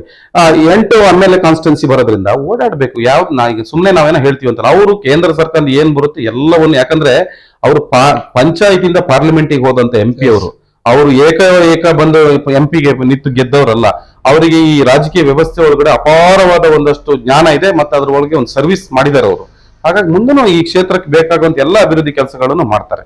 ಎಸ್, ಕೋಟ ಶ್ರೀನಿವಾಸ ಪೂಜಾರಿ ಅವ್ರ ಬಗ್ಗೆ ಹೇಳ್ಬೇಕಾದ್ರೆ ಅವರಿಗೆ ಅಷ್ಟೇ ಏನು ಅನುದಾನವನ್ನು ಕೂಡ ಬಿಡುಗಡೆ ಮಾಡ್ತಿರುವಂತದ್ದು 119 ಕೋಟಿ ಅನುದಾನವನ್ನ ಚಿಕ್ಕಮಗಳೂರಿಗೆ ಉಡುಪಿ, ರಾಜ್ಯ ನಾನು ಕೇಳ್ತೀನಿ, ನೀವು ಆನ್ಸರ್ ಹೇಳಿ ಸರ್. Yes. ನಾನು ಉಡುಪಿ ಮತ್ತು ಚಿಕ್ಕಮಗಳೂರು ಲೋಕಸಭಾ ಕ್ಷೇತ್ರಕ್ಕೆ 119 ಕೋಟಿ ಅನುದಾನ, ಅದರಲ್ಲಿ ಶೃಂಗೇರಿ ಕ್ಷೇತ್ರ ಕೂಡ ಬಹುಪಾಲು ಅನುದಾನ ಸಿಕ್ಕಿರುವಂತ, ಹೌದು. 50-60 ಕೋಟಿ ಅನುದಾನ ಸಿಕ್ಕಿದೆ. ಸಿಕ್ಕಿದೆ. ಈ ಕೋಟ ಶ್ರೀನಿವಾಸ ಪೂಜಾರಿ ಕೆಲಸ ಕುರಿತಾಗಿ ಏನ್ ಹೇಳ್ತೀರಾ? ಒಳ್ಳೆ ಕೆಲಸ ಮಾಡ್ತಾ ಇದ್ದಾರೆ ನಮ್ಮ ಸಂಸದರು. ಬಾರಿ ಕಷ್ಟದಲ್ಲಿ ಬಡ ಕುಟುಂಬದಿಂದ ಬಂದಂತವ್ರು ಇವತ್ತು ಸಾಮಾನ್ಯ ಜನಗಳ ಜೊತೆಗೆ ಕೊನೆಗೂ 2 ವರ್ಷದ ನಂತರ ಶೃಂಗೇರಿ ಕ್ಷೇತ್ರ ಅಥವಾ ಉಡುಪಿ ಚಿಕ್ಕಮಗಳೂರಿಗೆ ಸಂಸದರು ಇದ್ದಾರೆ ಅನ್ನೋದು ಗೊತ್ತಾಯ್ತು. ಇಲ್ಲ, ಅವರು ಡೇ 1 ಇಂದ ಏನ್ ಗೆದ್ರು ಎಲ್ಲಾ ಸಾರ್ವಜನಿಕ ಕಾರ್ಯಕ್ರಮಗಳಿಗೆ, ಸರ್ಕಾರಿ ಕಾರ್ಯಕ್ರಮಗಳಿಗೆ, ಇಲ್ಲಿ ಆದಂತ ಆನೆ ದಾಳಿ ಆದಂತ ಸಂದರ್ಭದಲ್ಲಿ ಬೇರೆ ಬೇರೆ ಎಲ್ಲಾ ವಿಚಾರಕ್ಕೂ ಅವರು ಸ್ಪಂದಿಸಿದ್ದಾರೆ. ಯಾವುದೇ ರೈತ ಸಂಘದ ಹೋರಾಟಗಳಿಗೆ ಏನೇನು ಅವರಿಗೆ ಯಾವ ಕಾರ್ಯಕ್ರಮಕ್ಕೆ ಬರಬೇಕು ಅಂತ ಹೇಳಿದ್ರೆ ಎಲ್ಲಾ ಕಾರ್ಯಕ್ರಮಗಳಿಗೂ ಬಂದಿದ್ದಾರೆ ಅವರು. ಓಕೆ ಓಕೆ ಅದೇ ರೀತಿಯಲ್ಲಿ ಈಗ 50 ಕೋಟಿ ಅನುದಾನ ಕುರಿತಾಗಿದ್ದಾರೆ. ಇದು ಬಹು ಒಂದು ಬೇಡಿಕೆ ಕೂಡ ಆಗಿತ್ತು, ರಸ್ತೆಗಳು ಕೂಡ ಸಂಪೂರ್ಣವಾಗಿ ಹಾಳಾಗಿತ್ತು. ಇದರಿಂದ ರೈತರಿಗಾಗಿರ್ಬೋದು ಅಥವಾ ಜನಸಾಮಾನ್ಯ ಓಡಾಟಕ್ಕೆ ಎಷ್ಟು ಅನುಕೂಲಕರ ಆಗುತ್ತೆ? ಆಗ್ತದೆ. ಈಗ ಅದು ಅವ್ರು ಕೊಟ್ಟಿರುವಂತ ಅನುದಾನದಲ್ಲಿ Jayapura to Sringeri, Jayapura to Koppa 2 road ಆಗತ್ತೆ. ಇನ್ನು ಕ್ಷೇತ್ರದಲ್ಲಿ ಬೇರೆ ಬೇರೆ ಬಾಳೆಹೊನ್ನೂರು, ಹಾಗಾಗಿ ಇನ್ನು ಬೇರೆ ಬೇರೆ ಕಡೆ ರಸ್ತೆಗಳು ತುಂಬಾ ಹಾಳಾಗಿದ್ದಾವೆ. ಇದನ್ನ ರಾಜ್ಯ ಸರ್ಕಾರ ಕೂಡ ಬೇರೆ ಬೇರೆ ಈ ಕ್ಷೇತ್ರ ಶಾಸಕರು ಇದ್ದಾರೆ, ಅವ್ರದೇ ಸರ್ಕಾರ ಇದೆ, ಹೊಸ ಮುಖ್ಯಮಂತ್ರಿಗಳಾಗಿದ್ದಾರೆ, ಅವರು ಕೂಡ ತಂದು ಅಭಿವೃದ್ಧಿ ಪಡಿಸ್ಲಿ ಅಂತ ನಮ್ಮ ಆಶಯ ಇದೆ. ಓಕೆ, ಈಗ ಪ್ರಮುಖವಾಗಿ ಏನು ಮುಂದೆಯೂ ಕೂಡ ಸತತವಾಗಿ ಚುನಾವಣೆಗಳು ಕೂಡ ಬರ್ತಾ ಇರುವಂತದ್ದು, ಸ್ಥಳೀಯ ಸಂಸ್ಥೆ ಚುನಾವಣೆ ನಿರಂತರವಾಗಿ ಬಹುಶಃ ಅಕ್ಟೋಬರ್, ನವೆಂಬರ್, ಡಿಸೆಂಬರ್ ತಿಂಗಳಲ್ಲಿ ನಡೆಯುವ ಸಾಧ್ಯತೆ ಇರುವಂತದ್ದು. ಈ ಒಂದು ಚುನಾವಣೆಗೆ ಕೊಪ್ಪ ಬಿಜೆಪಿ ಯಾವ ರೀತಿಯಾಗಿ ತಯಾರಾಗ್ತಾ ಇದೆ? ಎಲ್ಲಾ ಕ್ಷೇತ್ರದಲ್ಲೂ ಸ್ಪರ್ಧೆ ಮಾಡ್ತದೆ ಬಿಜೆಪಿ. ಇಡೀ ದೇಶದಲ್ಲಿ 22 ರಾಜ್ಯದಲ್ಲಿ ಅಧಿಕಾರದಲ್ಲಿದೆ, ಕೇಂದ್ರ ಸರ್ಕಾರ ಇದೆ. ಬಿಜೆಪಿ ಆದಂತ ಒಂದು ಅದೇ ಪಕ್ಷದ ಒಂದು ಚೌಕಟ್ಟಿದೆ, ಅಜೆಂಡಾ ಇದೆ, ಅದರಲ್ಲಿ ಕೆಲಸ ಮಾಡ್ತದೆ ಬಿಜೆಪಿ. ಅದರಲ್ಲಿ ಏನು ಹಿಂದೆ ಸರಿಯುವಂತ ಪ್ರಶ್ನೆನೇ ಇಲ್ಲ. ಚುನಾವಣೆಗೆ ತಯಾರಿ ಯಾವ ರೀತಿ ಆಗ್ತಾ ಇದೆ? ತಯಾರಿ ಚುನಾವಣೆ ಬಂದಾಗ ಅದಕ್ಕೆ ಏನಾಗಬೇಕು, ಅದಕ್ಕೆ ಆದಂತ ಸಂಬಂಧಪಟ್ಟಂತ ಸಮಿತಿಗಳಿದ್ದಾವೆ, ಅವು ಕೆಲಸ ಮಾಡ್ತಾರೆ, ನಾಯಕರುಗಳಿದ್ದಾರೆ, ಕೂತ್ಕೊಂಡು ಚರ್ಚೆ ಮಾಡಿ ಏನು ಸಾಧಕ ಬಾಧಕಗಳನ್ನು ತೀರ್ಮಾನ ಮಾಡಿ ಚುನಾವಣೆ ಕೆಲಸ ಮಾಡ್ತಾರೆ. ಬಣಗಳ ಬಡಿದಾಟದಲ್ಲಿ ಚುನಾವಣೆ ಗೆಲ್ಲಕ್ಕೆ ಸಾಧ್ಯ ಇದೆಯಾ? ಅವೆಲ್ಲ ಸಹಜ. ಈಗ ಎಲ್ಲಾ ಪಾರ್ಟಿ ಒಳಗಡೆನು ಸಾಮಾನ್ಯ ಕೆಲವು ಸಂದರ್ಭದಲ್ಲಿ ಅಧಿಕಾರ ಇದ್ದಾಗ ಬಣ ಬಡಿದಾಟಗಳು ಇರ್ತವೆ, ಅಧಿಕಾರ ಇಲ್ದಾಗ ಇರ್ತದೆ, ಅವೆಲ್ಲ ಸಹಜ. ಈಗ ಯಾಕಂದ್ರೆ ಅಧಿಕಾರಕ್ಕಾಗಿ ಬಣ ಬಡಿದಾಟ ಮಾಡುವಂತದ್ದು ಒಂದು ಭಾಗ, ಸಪರೇಟ್. ಅಧಿಕಾರದಂತೆ ಏನು ಇಲ್ದೇವೆ ಈ ರೀತಿ ಬಣ ಬಡಿದಾಟ ಮಾಡ್ತಾ ಇರಿ, ಏನಂತ ತಿಳ್ಕೊಬೇಕು ಮತದಾರರಾಗಿರ್ಬೋದು, ನಿಮ್ಮ ಪಕ್ಷದ ನಿಷ್ಠಾವಂತ ಕಾರ್ಯಕರ್ತರು ಏನಂತ? ಏನಾಗಿದೆ ಇವತ್ತಿನ ರಾಜಕೀಯ ವ್ಯವಸ್ಥೆ ಒಳಗಡೆ ಕೆಲವೊಂದು ಸಂದರ್ಭ ತೀರಾ ನಾವು ಮೀಡಿಯಾ ಮುಂದೆ ಮತ್ತೆ ಪತ್ರಿಕೆನಲ್ಲಿ ಮಾತಾಡಂಗಿಲ್ಲ. ಯಾಕಂದ್ರೆ ಪಾರ್ಟಿ ವಿಚಾರ ಬಂದಾಗ ಅದಕ್ಕೆ ಆದಂತ ಒಂದು 4 ಗೋಡೆ ಮಧ್ಯೆ ಪಾರ್ಟಿ ಆಫೀಸ್ ಇದೆ, ಚೌಕಟ್ಟಿದೆ, ಅಲ್ಲಿ ಮಾತಾಡ್ತೀವಿ, ಅಲ್ಲಿ ಚರ್ಚೆ ಮಾಡ್ತೀವಿ. ನಾವು ನಿಮ್ ಮುಂದೆ ಹೇಳಿದ್ರೆ ಬೇರೆ. ಆದ್ರೂ ಬಿಜೆಪಿಯ ಬಣ ಬಡಿದಾಟ ಬೀದಿಗಂತ ಬಂದಿದ್ಯಾ? ಇಲ್ಲ ಇಲ್ಲ, ಯಾವ ಕಾರಣಕ್ಕಿಲ್ಲ. ಹಾಗೆ ನಮ್ದು ಯಾವುದೇ ತರದಿಲ್ಲ. ಅದಕ್ಕೆಲ್ಲ ಮಾಡ್ತಾರೆ ತಾಲೂಕು ಅಧ್ಯಕ್ಷರು, ಜಿಲ್ಲಾಧ್ಯಕ್ಷರು. ನೀವು ಮಾಧ್ಯಮದ ಮುಂದೆ ಮಾತಾಡಿಲ್ಲ ಅಂದ್ರೆ ಪರವಾಗಿಲ್ಲ, ಬಟ್ ಬಣ ಬಡಿದಾಟ ಬೀದಿಗೆ ಬಂದಿರೋದಂತ ಕಾಂಗ್ರೆಸ್ ಅಲ್ಲಿ ಇದೆ. ನೇರವಾಗಿ ಕಾಂಗ್ರೆಸ್ನ ಅಧ್ಯಕ್ಷರು ಹೇಳಿದಾರಲ್ಲ, ನಿನ್ನೆ ಅಷ್ಟೇ ಹೇಳಿದ್ದಾರೆ. ಅವರು ನೇರವಾಗಿ ಹೇಳಿದ್ದಾರೆ, ಅವರು ನೇರವಾಗಿ ಹೇಳುವ ಧೈರ್ಯವನ್ನ ಮಾಡಿದ್ದಾರೆ. ನಾವು ನೇರವಾಗಿ ಆಗ್ತಾ ಇಲ್ಲ. ಸರಿ ಆಗ್ತದೆ, ಮುಂದೆ ಸರಿ ಆಗ್ತದೆ. ಏನು ಬಣ ಬಡಿದಾಟ ಏನಿಲ್ಲ. ಪಕ್ಷಕ್ಕಿಂತ ಯಾವುದೇ ವ್ಯಕ್ತಿ ದೊಡ್ಡವರಲ್ಲ, ಪಕ್ಷವೇ ದೊಡ್ಡದು. ಯಾಕಂತ ಹೇಳಿದ್ರೆ ನಾವು ಪಕ್ಷ ಯಾಕೋ ಒಂದ್ ಸ್ವಲ್ಪ ಡೌಟ್ ಬರುತ್ತಲ್ಲ ಜಗದೀಶ್ ಅವರೇ, ಶೃಂಗೇರಿ ಕ್ಷೇತ್ರದಲ್ಲಿ ಕೆಲವೊಂದು ತಾಲೂಕು ಅಂತ ಬಂದಾಗ ಆ ಪಕ್ಷಕ್ಕಿಂತ ವ್ಯಕ್ತಿಗಳೇ ಮುಖ್ಯ ಆದ್ರ ಅಂತ? ಇಲ್ಲ ಇಲ್ಲ, ಆತರ ಏನಿಲ್ಲ, ವ್ಯಕ್ತಿಗಳಿಲ್ಲ. ದೇಶ ಮೊದಲಂತೂ ಚಿಂತನೆ ಮಾಡುವಂತ ಪಾರ್ಟಿ ನಮ್ಮ ಪಾರ್ಟಿ. ಪಕ್ಷ ಅದು ಏನೋ ಸಣ್ಣ ಪುಟ್ಟ ಸಮಸ್ಯೆಗಳಿದ್ದ ಸರಿ ಮಾಡ್ಕೊಂಡು ಹೋಗ್ತದೆ. ಈ ಕಾಂಗ್ರೆಸ್ ಅಲ್ಲಿ ನಿನ್ನೆ ಅಧ್ಯಕ್ಷರು ಹೇಳಿದ್ದಾರೆ ನಮ್ಮಲ್ಲಿ ಸ್ವಲ್ಪ ಗೊಂದಲ ಇದೆ ಅಂತ, ಹಾಗಂತ ನಾವು ಪಾರ್ಟಿನ ಮುಳುಗಡೆ ಪಕ್ಷದಲ್ಲಿರೋ ಸಮಸ್ಯೆಗಳು ಸರಿಯಾಗುತ್ತೋ ಹೇಗಂತ ಕೇಳಿದ್ರೆ ನೀವು ಕಾಂಗ್ರೆಸ್ ಕಡೆ ಬುಟ್ ಮಾಡೋದ್ರ ಕೆಲಸ ಮಾಡ್ತೀರಾ? ನಾನು ಹೇಳುದು ಈಗ ಪಾರ್ಟಿ ಅಂದ್ಮೇಲೆ ಎಲ್ಲ all parties, all political party ಒಳಗಡೆ ಆ ಪಾರ್ಟಿ ಒಳಗೆ 10 ಜನ 10 ವ್ಯವಸ್ಥೆ ಮಾನಸಿಕ ಸ್ಥಿತಿ ಇರುವಂತವ್ರು ಇರ್ತಾರೆ. ಎಲ್ರಿಗೂ ಅವರು ನಾನ್ ಹೇಳಿದ್ನ ನೀವ್ ಒಪ್ಬೇಕಂತಿಲ್ಲ, ನೀವ್ ಹೇಳಿದ್ ಇನ್ನೊಬ್ರು ಒಪ್ಬೇಕಂತಿಲ್ಲ. ಅಂದ್ರೆ ಅವ್ರವ್ರದೇ ಒಂದು ವ್ಯಕ್ತಿ ಸ್ವಾತಂತ್ರ್ಯ, ವಾಕ್ ಸ್ವಾತಂತ್ರ್ಯ ಇರ್ತದೆ. ಪ್ರಜಾಪ್ರಭುತ್ವ ದೇಶ ಭಾರತ ದೇಶ. ಹಾಗಾಗಿ ಅಲ್ಲಿ ಸಣ್ಣ ಪುಟ್ಟ ಗೊಂದಲಗಳು ಬರ್ತವೆ, ಸರಿ ಮಾಡ್ಕೊಂಡು ಹೋಗ್ತಾರೆ, ಏನೋ ಮಾಡ್ಲಿಕ್ಕೆ ಆಗಲ್ಲ. ಸರಿಯಾಗಿ ವಿಶ್ವಾಸ ಇದೆಯಾ? ಆಗ್ತದೆ, 100% ಆಗ್ತದೆ. ಓಕೆ, ನಾವೆಲ್ಲ ಪ್ರಯತ್ನದಲ್ಲಿ ಇದ್ದೀವಿ. ಓಕೆ. ಈಗ ಮುಂದೆಯೂ ಕೂಡ ಸತತವಾಗಿ ಚುನಾವಣೆಗಳಂತಾನೆ ಹೇಳಿದೆ, ಅದು ತಾಲೂಕ್ ಪಂಚಾಯತಿ, ಜಿಲ್ಲಾ ಪಂಚಾಯತ್ ಚುನಾವಣೆ ಕೂಡ ಬರ್ತಿರುವಂತದ್ದು. ಆ ನುಗ್ಗಿ ಜಗದೀಶ್ವರ ಗ್ರಾಮ ಪಂಚಾಯತಿಗೆ ಸೀಮಿತವಾಗಿರ್ತಾರ ಅಥವಾ ಮುಂದೇನಾದ್ರೂ ಪ್ರಮೋಷನ್ ತಗೊಂಡು ಮುಂದೇನಾದ್ರು ಹೋಗೋ ಸಾಧ್ಯತೆ ಇದೆಯಾ?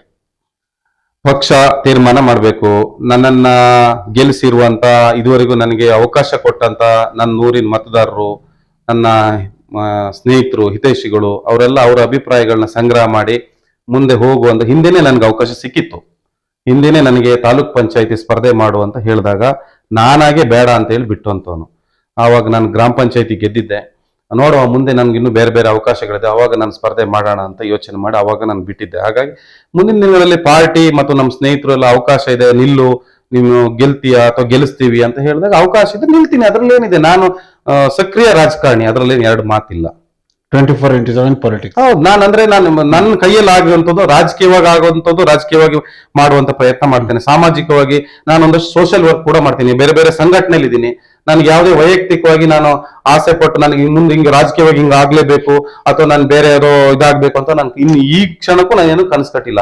ನನ್ಗೊಂದು ಪಾಲಿಸಿ ಏನಂತ ಹೇಳಿ, ನಾನು ಎಲ್ಲಿದ್ದೀನಿ ಅಲ್ಲಿ ಜಾಗಕ್ಕೆ ನ್ಯಾಯ ಸಿಗ್ಬೇಕು, ನಾನು ಹೋಗಿ ಕೆಲಸ ಮಾಡ್ತೀನಿ, ಹೋರಾಟ ಮಾಡ್ತೀನಿ. ಯಾಕಂದ್ರೆ ನಾನು ಹಂಗೆ ಬಾಳ್ಕೊಂಡು ಬಂದವನು.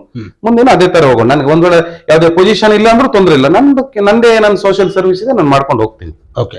ಈಗ ಪ್ರಮುಖವಾಗಿ ಬಿಜೆಪಿ ಹಾಗೂ ಜೆಡಿಎಸ್ ನ ಮೈತ್ರಿ ವಿಚಾರ ಇರುವಂತದ್ದು ರಾಜ್ಯದಲ್ಲಿ ಅದು ಒಂದು ರೀತಿಯಲ್ಲಿ ಪಾಲನೆ ಆಗ್ತಾ ಇದೆ. ಆದ್ರೆ ಶೃಂಗೇರಿ ಕ್ಷೇತ್ರದಲ್ಲಿ ಇತ್ತೀಚೆಗೆ ಶೃಂಗೇರಿಯಲ್ಲಿ ಅದು TPCMS ಚುನಾವಣೆಯಲ್ಲಿ ಮೈತ್ರಿ ಇದಾಗಿತ್ತು, ಬಿಜೆಪಿ ಹಾಗೂ ಜೆಡಿಎಸ್ ಮೈತ್ರಿಯಲ್ಲಿ ಆಗಿಲ್ಲ. ಕೊಪ್ಪಳದಲ್ಲಿ ಕೂಡ ಬಿಜೆಪಿ ಹಾಗೂ ಜೆಡಿಎಸ್ ಮೈತ್ರಿ ಮುಂದುವರಿಯುತ್ತಾ ಅಥವಾ ಏನಾದ್ರೆ ಸ್ಥಳೀಯ ಸಂಸ್ಥೆಗಳ ಚುನಾವಣೆ ಬಂದಾಗ ಏಕಾಂಗಿ ಸ್ಪರ್ಧೆಗೆ ಬಿಜೆಪಿ ಮುಂದಾಗುತ್ತಾ? ಏನಾಗ್ತದೆ, ಇದು ಮೊನ್ನೆ ಆಗಿರೋದು ಖಾಲಿ TPCMS ಚುನಾವಣೆ. ಅದು ಮುಂದೆ ಬರುವಂತ ಸಣ್ಣ ಸಣ್ಣ ಚುನಾವಣೆಗಳೇ ಮುಂದಿನ ದೊಡ್ಡ ಚುನಾವಣೆಗೆ ಹಾದಿಯಲ್ಲ. ನೀವು ಹೇಳ್ತಿರೋ ಸರಿ ಇದೆ. ಯಾಕಂತ ಹೇಳಿದ್ರೆ ರಾಜ್ಯದಲ್ಲಿ ಮೈತ್ರಿ ಆದಾಗ ಕ್ಷೇತ್ರದಲ್ಲಿ ನಮ್ಮ ತಾಲೂಕುಗಳಲ್ಲಿ ಮೈತ್ರಿ ಕೂಡ ಸಹಜ. ಅದು ನೀವು ಹೇಳೋದು ಒಳ್ಳೆ ಒಂದು ಗುಣ ಕೂಡ. ಮುಂದಿನ ದಿನಗಳು ಇದನ್ನೆಲ್ಲ ಗಮನಿಸ್ತಿದ್ದಾರೆ ನಮ್ಮ ಜಿಲ್ಲಾಧ್ಯಕ್ಷರು, ತಾಲೂಕು ನಮ್ಮ ನಾಯಕರುಗಳೆಲ್ಲ ಕುತ್ಕೊಂಡು ಸರಿ ಮಾಡ್ತಾರೆ. ಯಾಕಂತ ಹೇಳಿದ್ರೆ ಮುಂದೆ ಈ 2028 ಚುನಾವಣೆಯಲ್ಲಿ ಕರ್ನಾಟಕದಲ್ಲಿ ಬಿಜೆಪಿ ಮತ್ತು JDS ಒಂದಾಗಿ ಕೆಲಸ ಮಾಡ್ತದೆ, ಸರ್ಕಾರ ಕೂಡ ಬರ್ತದೆ, ಯಾವ ಡೌಟು ಇಲ್ಲ. ಅದಕ್ಕೆ ಸರ್ಕಾರ ಬರೋ ವಿಶ್ವಾಸ 100% ಬರುತ್ತೆ. ಈಗ ಜನರು ಈಗ ಬರೀ ಶೃಂಗೇರಿ ಕ್ಷೇತ್ರ ಅಲ್ಲ ಅಥವಾ ರಾಜ್ಯ ಜನರು ಕಾಡೋದು ಒಂದು ಪ್ರಶ್ನೆ, ಕರ್ನಾಟಕದಲ್ಲಿ ವಿರೋಧ ಪಕ್ಷ ಅನ್ನೋದು ಇದೆಯಾ ಅನ್ನೋದು ಒಂದು ಪ್ರಶ್ನೆ. 100% ಇದೆ. ನಾವು ಕೆಲಸ ಮಾಡ್ತಿದ್ದಾರೆ, ವಿರೋಧ ಪಕ್ಷ ಇದೆಯಾ, ವಿರೋಧ ಪಕ್ಷದ ನಾಯಕರು ಯಾರು, ಅವ್ರು ಏನ್ ಮಾಡ್ತಾ ಇದಾರೆ ಅನ್ನೋದೇ ಪ್ರಶ್ನೆ ನೋಡಿ. ಈಗ ಆಡಳಿತ ಪಕ್ಷಗಳು ಇದ್ದಾಗ ವಿರೋಧ ಪಕ್ಷ ಇದ್ದಾಗ ಆಡಳಿತ ಪಕ್ಷ ಒಂದ್ ಸ್ವಲ್ಪ ಜಾಸ್ತಿ ಸ್ಪೀಡಲ್ಲಿ ಹೋಗ್ತಾ ಇರ್ತದೆ, ವಿರೋಧ ಪಕ್ಷ ಕೂಡ ಸ್ವಲ್ಪ ಕಡಿಮೆ ಸ್ಪೀಡಲ್ಲಿ ಹೋಗ್ತಾ ಇರ್ತದೆ. ಆದ್ರೆ ಜನ ಎಲ್ಲದನ್ನೂ ಕೂಡ ಟ್ಯಾಲಿ ಮಾಡಿ ನೋಡ್ತಾರೆ, ಪ್ಲಸ್ ಆರ್ ಮೈನಸ್ ನೋಡ್ತಾನೆ ಇರ್ತಾರೆ. ಏನು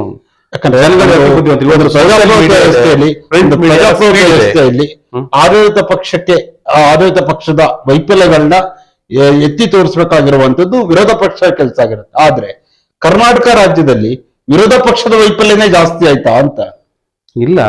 ನೋಡಿ, ಕರ್ನಾಟಕದಲ್ಲಿ ಈಗಾಗಲೇ ಅಭಿವೃದ್ಧಿ ಕಾಮಗಾರಿಗಳು ಕುಂಠಿತಗೊಂಡಿದೆ. ಅದನ್ನು ನಾನು ಹೇಳ್ತಾ ಇಲ್ಲ. 10 ಲಕ್ಷ ಕೋಟಿ ಸಾಲ ಆಗಿದೆ ಗೌರ್ಮೆಂಟ್, ಆಯ್ತಾ? ಅದು ನಾನು ಹೇಳ್ತಾ ಇಲ್ಲ, ಅಫಿಷಿಯಲಿ ಡಾಕ್ಯುಮೆಂಟ್ ಅಲ್ಲಿ ನೀವು ತೆಗೆದು ನೋಡ್ಬೋದು. ಹಾಗಾಗಿ ಜನ ಎಲ್ಲ ಒಂದಷ್ಟು ಜನ ನೋಡಿ, ಈಗ ನಮ್ಮ ತರ ಎಲ್ಲರೂ ಬಂದು ಮೀಡಿಯಾದಲ್ಲಿ ಮಾತಾಡಲ್ಲ ಅಥವಾ ಮೀಡಿಯಾದಲ್ಲಿ ಅವರ ಇರುವಂತ ವಿಚಾರಗಳನ್ನ ವ್ಯಕ್ತಪಡಿಸಲ್ಲ. ಒಂದಷ್ಟು ಜನ ಇಂಟರ್ನಲ್ ಅವ್ರ ಮನಸ್ಸಲ್ಲಿ ಇರ್ತದೆ, ಅವರಿಗೆ ಹೇಳ್ಬೇಕು ಅಂತ ಇರ್ತದೆ, ಬಟ್ ಹೇಳಲ್ಲ. ಯಾಕಂದ್ರೆ ಎಲ್ಲರೂ ಕೂಡ ಒಂದಷ್ಟು ಜನ 100 ಜನ ಮತದಾರರಿದ್ರೆ 10 ಜನ ಮಾತ್ರ ಎಲ್ಲೋ ಪ್ರೆಸೆಂಟೇಶನ್ ಮಾಡ್ಕೊಳ್ತಾರೆ, 90 ಜನ ಸೈಲೆಂಟ್ ವೋಟರ್ಸ್ ಇರ್ತಾರೆ. ಹೋಗ್ತೀನಿ ಆದ್ರೆ ರಸ್ತೆಗಳ ಕೆಲಸಗಳಾಗ್ತಾ ಇಲ್ಲ. ಹೌದು, 100% ಅಭಿವೃದ್ಧಿ ಕೆಲಸಗಳು ಅಷ್ಟಕ್ಕೆ ಆಗ್ತಾ ಇಲ್ಲ, ನಿಜ. ನೋಡಿ, ಎಲ್ಲ ವೈಫಲ್ಯಗಳು ಎತ್ಕಾಣ್ತಾ ಇದಾವೆ. ವೈಫಲ್ಯಗಳನ್ನ ಈ ಜನರು ಮುಂದಿಡ್ಬೇಕಾದಂತಹ ಏನು ವಿರೋಧ ಪಕ್ಷವಾದಂತಹ ಬಿಜೆಪಿ ಮಾತ್ರ ಚಿರನಿದ್ರೆಯಲ್ಲಿದೆ. ಇಲ್ಲ, ಆ ತರ ಇಲ್ಲ. ನೋಡಿ, ಇವತ್ತು ಕರ್ನಾಟಕ ಸರ್ಕಾರ ಒಂದಷ್ಟು ಅವ್ರ ಸರ್ಕಾರ ಬಂದ್ರೆ ಗ್ಯಾರಂಟಿ ಯೋಜನೆಗಳನ್ನ ಘೋಷಣೆ ಮಾಡಿದ್ರು. ಬಸ್ ಫ್ರೀ ಅಂತ ಹೇಳಿದ್ರು, ಡೀಸೆಲ್ ಪೆಟ್ರೋಲ್ ಜಾಸ್ತಿ ಮಾಡಿದ್ರು, ಕರೆಂಟ್ ಫ್ರೀ ಅಂತ ಹೇಳಿದ್ರು, ಯೂನಿಟ್ ರೇಟ್ ಜಾಸ್ತಿ ಮಾಡಿದ್ರು. ನೀವು ಮುಂಚೆ ಎಲ್ಲ ಒಂದ್ ಮೀಟರ್ಗೆ ಒಂದು 5,000 ರೂಪಾಯಿ ಬರುತ್ತೆ. IP ಸೆಟ್ ಎಲ್ಲ ಡೀಸೆಲ್ ಪೆಟ್ರೋಲ್ ವಿಚಾರ ಹೇಳಿದ್ರಲ್ಲ, ಇತ್ತೀಚೆಗೆ ಕೇಂದ್ರ ಸರ್ಕಾರ ಎಷ್ಟು ಜಾಸ್ತಿ ಮಾಡಿದೆ ಗೊತ್ತಾ? ನೋಡಿ, ಸೆಸ್ ಕೂಡ ರಾಜ್ಯ ಸರ್ಕಾರ ಸೆಸ್ ಡೌನ್ ಮಾಡಿದ್ರೆ ಇವತ್ತು ನೋಡಿ, ಈಗ 100 ರೂಪಾಯಿ ಪೆಟ್ರೋಲ್ ಇದ್ದಂಥದ್ದು ಈಗ 112 ರೂಪಾಯಿ ಆಗಿದೆ. ನೀವು ನಮ್ಮ ದೇಶದ ಪ್ರಧಾನಿಗಳು ಬಂದು ಹೇಳ್ತಾರೆ ಪೆಟ್ರೋಲ್ ಡೀಸೆಲ್ ಬಳಕೆ ಕಡಿಮೆ ಮಾಡಿ, 100% ವಾಹನ ಬಳಕೆ ಕಡಿಮೆ ಮಾಡಿ. 100%. ಯಾಕಂದ್ರೆ ಯಾಕಂದ್ರೆ ದೇಶದ ಪ್ರಧಾನಿ ಇವತ್ತು ಪೆಟ್ರೋಲ್ ಮತ್ತೆ ಡೀಸೆಲ್ ಭಾರತದಲ್ಲಿ ಉತ್ಪತ್ತಿ ಆಗ್ತಾ ಇಲ್ಲ. ನಮ್ಗೆ ಇರಾನ್, ಇರಾಕ್ ಬೇರೆ ದೇಶಗಳಿಂದನೇ ಇಂಪೋರ್ಟ್ ಮಾಡ್ಕೊಳ್ತಿದೀವಿ. ಇಂಪೋರ್ಟ್ ಮಾಡ್ಬೇಕಾದ್ರೆ ಅದ್ರ ಇನ್ಪುಟ್ ಚಾರ್ಜ್ಗಳು ಜಾಸ್ತಿ, ಆಮೇಲೆ ನಮ್ಗೆ ಅಲ್ಲಿ ಪರ್ಚೇಸಿಂಗ್ ಜಾಸ್ತಿ ಆಗ್ತಾ ಇದೆ. ಯಾಕಂತಂದ್ರೆ ಅಲ್ಲಿ ಸಿಗ್ತಾ ಇಲ್ಲ. ಅಲ್ಲಿ ಇರುವಂತ ಪೆಟ್ರೋಲ್ ಮತ್ತೆ ಡೀಸೆಲ್ ಬಂಕರ್ ಗಳಿಗೆ ಬಾಂಬ್ ಗಳನ್ನ ಹಾಕಿ ಧ್ವಂಸ ಮಾಡಿದ್ದಾರೆ. ಅವೆಲ್ಲ ರೀಪ್ಲಾಂಟ್ ಆಗ್ಬೇಕಾದ್ರೆ 15 ವರ್ಷಗಳ ಕಾಲ ಬೇಕು ಅಂತ ನಾನಲ್ಲ, ವಿಶ್ವಗುರು ಅಲ್ವಾ? ನಿಮ್ಮ ವಿಶ್ವಗುರು ಅಲ್ವಾ? ದೇಶದ ಪ್ರಧಾನಿ ವಿಶ್ವಗುರು ಅಲ್ವಾ? ವಿಶ್ವಗುರು ಆದ್ರೆ ನಾವು ಹೋಗಿ ಬಾಂಬ್ ಹಾಕಿಲ್ಲ. ಅಲ್ಲ, ಅಮೆರಿಕದವರು, ವಿಶ್ವಗುರು ಅಲ್ಲ, ಇರಾನ್ ಅವರು, ಇರಾಕ್ ಅವರು ಹೊಡ್ಕೊಂಡು ವಿಶ್ವಗುರು ಆಗ್ತಾರೆ ಅಂತ ನಾವೇನ್ ಜನ ಹೇಳ್ತಾರೆ. ವಿಶ್ವಗುರು ವಿದೇಶಾಂಗ ರೀತಿ ಉತ್ತಮ ಆಗಿದೆ. ಹೌದು, 100%. ಬಹಳಷ್ಟು ದೇಶಗಳಿಗೆ ಪ್ರವಾಸ ಹೌದು, ಹೌದು. ಸಮಸ್ಯೆ ಬಗೆಹರಿಸಬೇಕಾದ್ರೆ ಆದರೆ ಆ ವಿದೇಶ ಪ್ರವಾಸ ವೇಸ್ಟ್ ಆದಂಗಾಯ್ತಲ್ಲ. ನೋಡಿ, ಈ ಯುದ್ಧ ಆದಾಗ ಇದು ಅವರವರ ದೇಶದ ಆಂತರಿಕ ವ್ಯವಸ್ಥೆಗಳು ಹಾಳಾಗಿ ನಮ್ ದೇಶಕ್ಕೆ ಅದರ ಸಮಸ್ಯೆ ಕಾಡಿದೆ ಬಿಟ್ರೆ ಭಾರತ ದೇಶದಿಂದ ಎಲ್ಲೂ ಸಮಸ್ಯೆ ಆಗಿರೋದಲ್ಲ. ಇದು ಅಲ್ಲ, ವಿದೇಶಾಂಗ ನೀತಿ ಸಮಸ್ಯೆಗಳಾದ ಸಂದರ್ಭದಲ್ಲಿ ದೇಶ ಆಗಿರ್ಬೋದು, ವಿದೇಶಿ ನೀತಿ ಹಲವಾರು ಸಮಸ್ಯೆಗಳ ಬಗೆಹರಿಸುವ ನಿಟ್ಟಿನಲ್ಲಿ ಇರುವಂತದ್ದು. ಹಾಗೆ ಏನ್ ಮಾಡ್ಬೇಕಿತ್ತು ದೇಶದ ಪ್ರಧಾನಿ? ದೇಶದ ಜನರಿಗೆ ತೊಂದರೆ ಆಗಬಾರ್ದು ಅನ್ನುವ ನಿಟ್ಟಿನಲ್ಲಿ ಇಷ್ಟೆಲ್ಲ ಪ್ರವಾಸ ಮಾಡಿರುವಾಗ ಆ ಸಮಸ್ಯೆನ ಬಗೆಹರಿಸಬೇಕಿತ್ತು. ನೋಡಿ, ನನ್ನ ಸ್ನೇಹಿತರೊಬ್ರು ದುಬೈಲಿದ್ದಾರೆ. ಅವರು ಲೈವ್ ವಿಡಿಯೋ ಮಾಡಿ ಹೇಳಿದ್ರು, ಭಾರತದಂತ ಬಂಗಾರದಂತ ದೇಶ ಇನ್ನೊಂದಿಲ್ಲ. ಅಲ್ಲಿಯ ಪ್ರಧಾನಮಂತ್ರಿಗಳು ನಾವಿಲ್ಲಿ ಸಾವು ನಡುವೆ ಭಾರತ ಬಂಗಾರದಂತ ರಾಷ್ಟ್ರನೇ ಇದೀವಿ. ಯಾರು ಭಾರತದಂತ ದೇಶದಲ್ಲಿ ಹುಟ್ಟಕ್ಕೆ ಪುಣ್ಯನೂ ಮಾಡಿರ್ಬೋದು. ಆದ್ರೆ ದೇಶದ ಪ್ರಧಾನಿ ಬಗ್ಗೆ ಮಾತಾಡಿ. ವಿದೇಶಾಂಗ ನೀತಿ ಹೇಳಿದ್ರಲ್ಲ, ಆ ನಮ್ಮ ದೇಶದ ಪ್ರಧಾನಮಂತ್ರಿಗಳು, ನಮ್ಮ ವಿದೇಶಾಂಗ ಸಚಿವರು ಉತ್ತಮ ನಿರ್ಧಾರ ತಗೊಂಡು ನಮ್ಮ ಬೇರೆ ಬೇರೆ ದೇಶಗಳಿಗೆ ಉತ್ತಮ ಸಂಬಂಧವನ್ನು ಅವರ ರಾಜತಾಂತ್ರಿಕ ವ್ಯವಸ್ಥೆ ಒಳಗಡೆ ಮಾತುಕತೆ ಮಾಡಿದಕ್ಕೇನೆ ಇವತ್ತು ಈ ಲೆವೆಲ್ಗಾದ್ರೂ ರೇಟ್ ಸ್ವಲ್ಪ ಜಾಸ್ತಿ ಆಗಿರೋದು. ಪೆಟ್ರೋಲ್, ಡೀಸೆಲ್, ಗ್ಯಾಸ್ ಸಿಗ್ತಾ ಇದೆ. ಎಷ್ಟೋ ದೇಶಗಳಲ್ಲಿ ಹೋಟೆಲ್ಗಳು ಆಗ್ತಾ ಇಲ್ಲ. ತುಂಬಾ ದೇಶಗಳಿಗೆ ಹೋಗಿ ಬಂದ ಪ್ರಭಾವನೆ ಚಿನ್ನ ಖರೀದಿ ಮಾಡಬೇಡಿ ಅಂತ ಹೇಳಿರುವಂತದ್ದು. ಅದಕ್ಕೆ ಪೆಟ್ರೋಲ್ ಡೀಸೆಲ್ ಬೆಲೆ ಏರಿಕೆ ಆಗಿರೋ ಚಿನ್ನ ಖರೀದಿ ಕೊಟ್ಟಿದ್ದಾರೆ. ಅದು ಇದೆಲ್ಲ ಒಂದು ವಿಚಾರಗಳು, ವಿದೇಶ ಪ್ರವಾಸದ ಎಫೆಕ್ಟ್. ಇಲ್ಲ ನೋಡಿ, ನಾನೆಲ್ಲ ಇವತ್ತು ಸುಮ್ಮನೆ ನಾವು ದೇಶದ ಪ್ರಧಾನಿ ಬಗ್ಗೆ ಮಾತಾಡ್ಬಾರ್ದು. ಅವರು ಈ 24x7 ದೇಶಕ್ಕೋಸ್ಕರ ಅವ್ರ ಸೇವೆ ಮಾಡ್ತಾ ಇದ್ದಾರೆ. ಹಾಗಾಗಿ ಅವರು ಈ ಭಾರತವನ್ನ ಉತ್ತಮವಾಗಿ ಬೆಳೆಸ್ತಾರೆ, ವಿಶ್ವಗುರುವಾಗಿ ಮಾಡ್ತಾರೆ. ಅದ್ರಲ್ಲಿ ಎರಡು ಮಾತೇ ಇಲ್ಲ. ಈ ರೀತಿ ಸಮಸ್ಯೆಗಳ ನಡುವೆ ಕೂಡ ಕರ್ನಾಟಕದಲ್ಲಿಲ್ವಾ ಸಮಸ್ಯೆ? ಸರಿ ಆಯ್ತು, ನೀವು ಪ್ರಧಾನಮಂತ್ರಿಗಳ ಮೇಲೆ ಕರ್ನಾಟಕದಲ್ಲಿಲ್ವಾ ಅಥವಾ ಬೇರೆ ರಾಜ್ಯಗಳಲ್ಲಿ? ನಾನು ಅವಾಗಲೇ ಹೇಳಿದ್ದು ಕರ್ನಾಟಕದಲ್ಲಿರುವ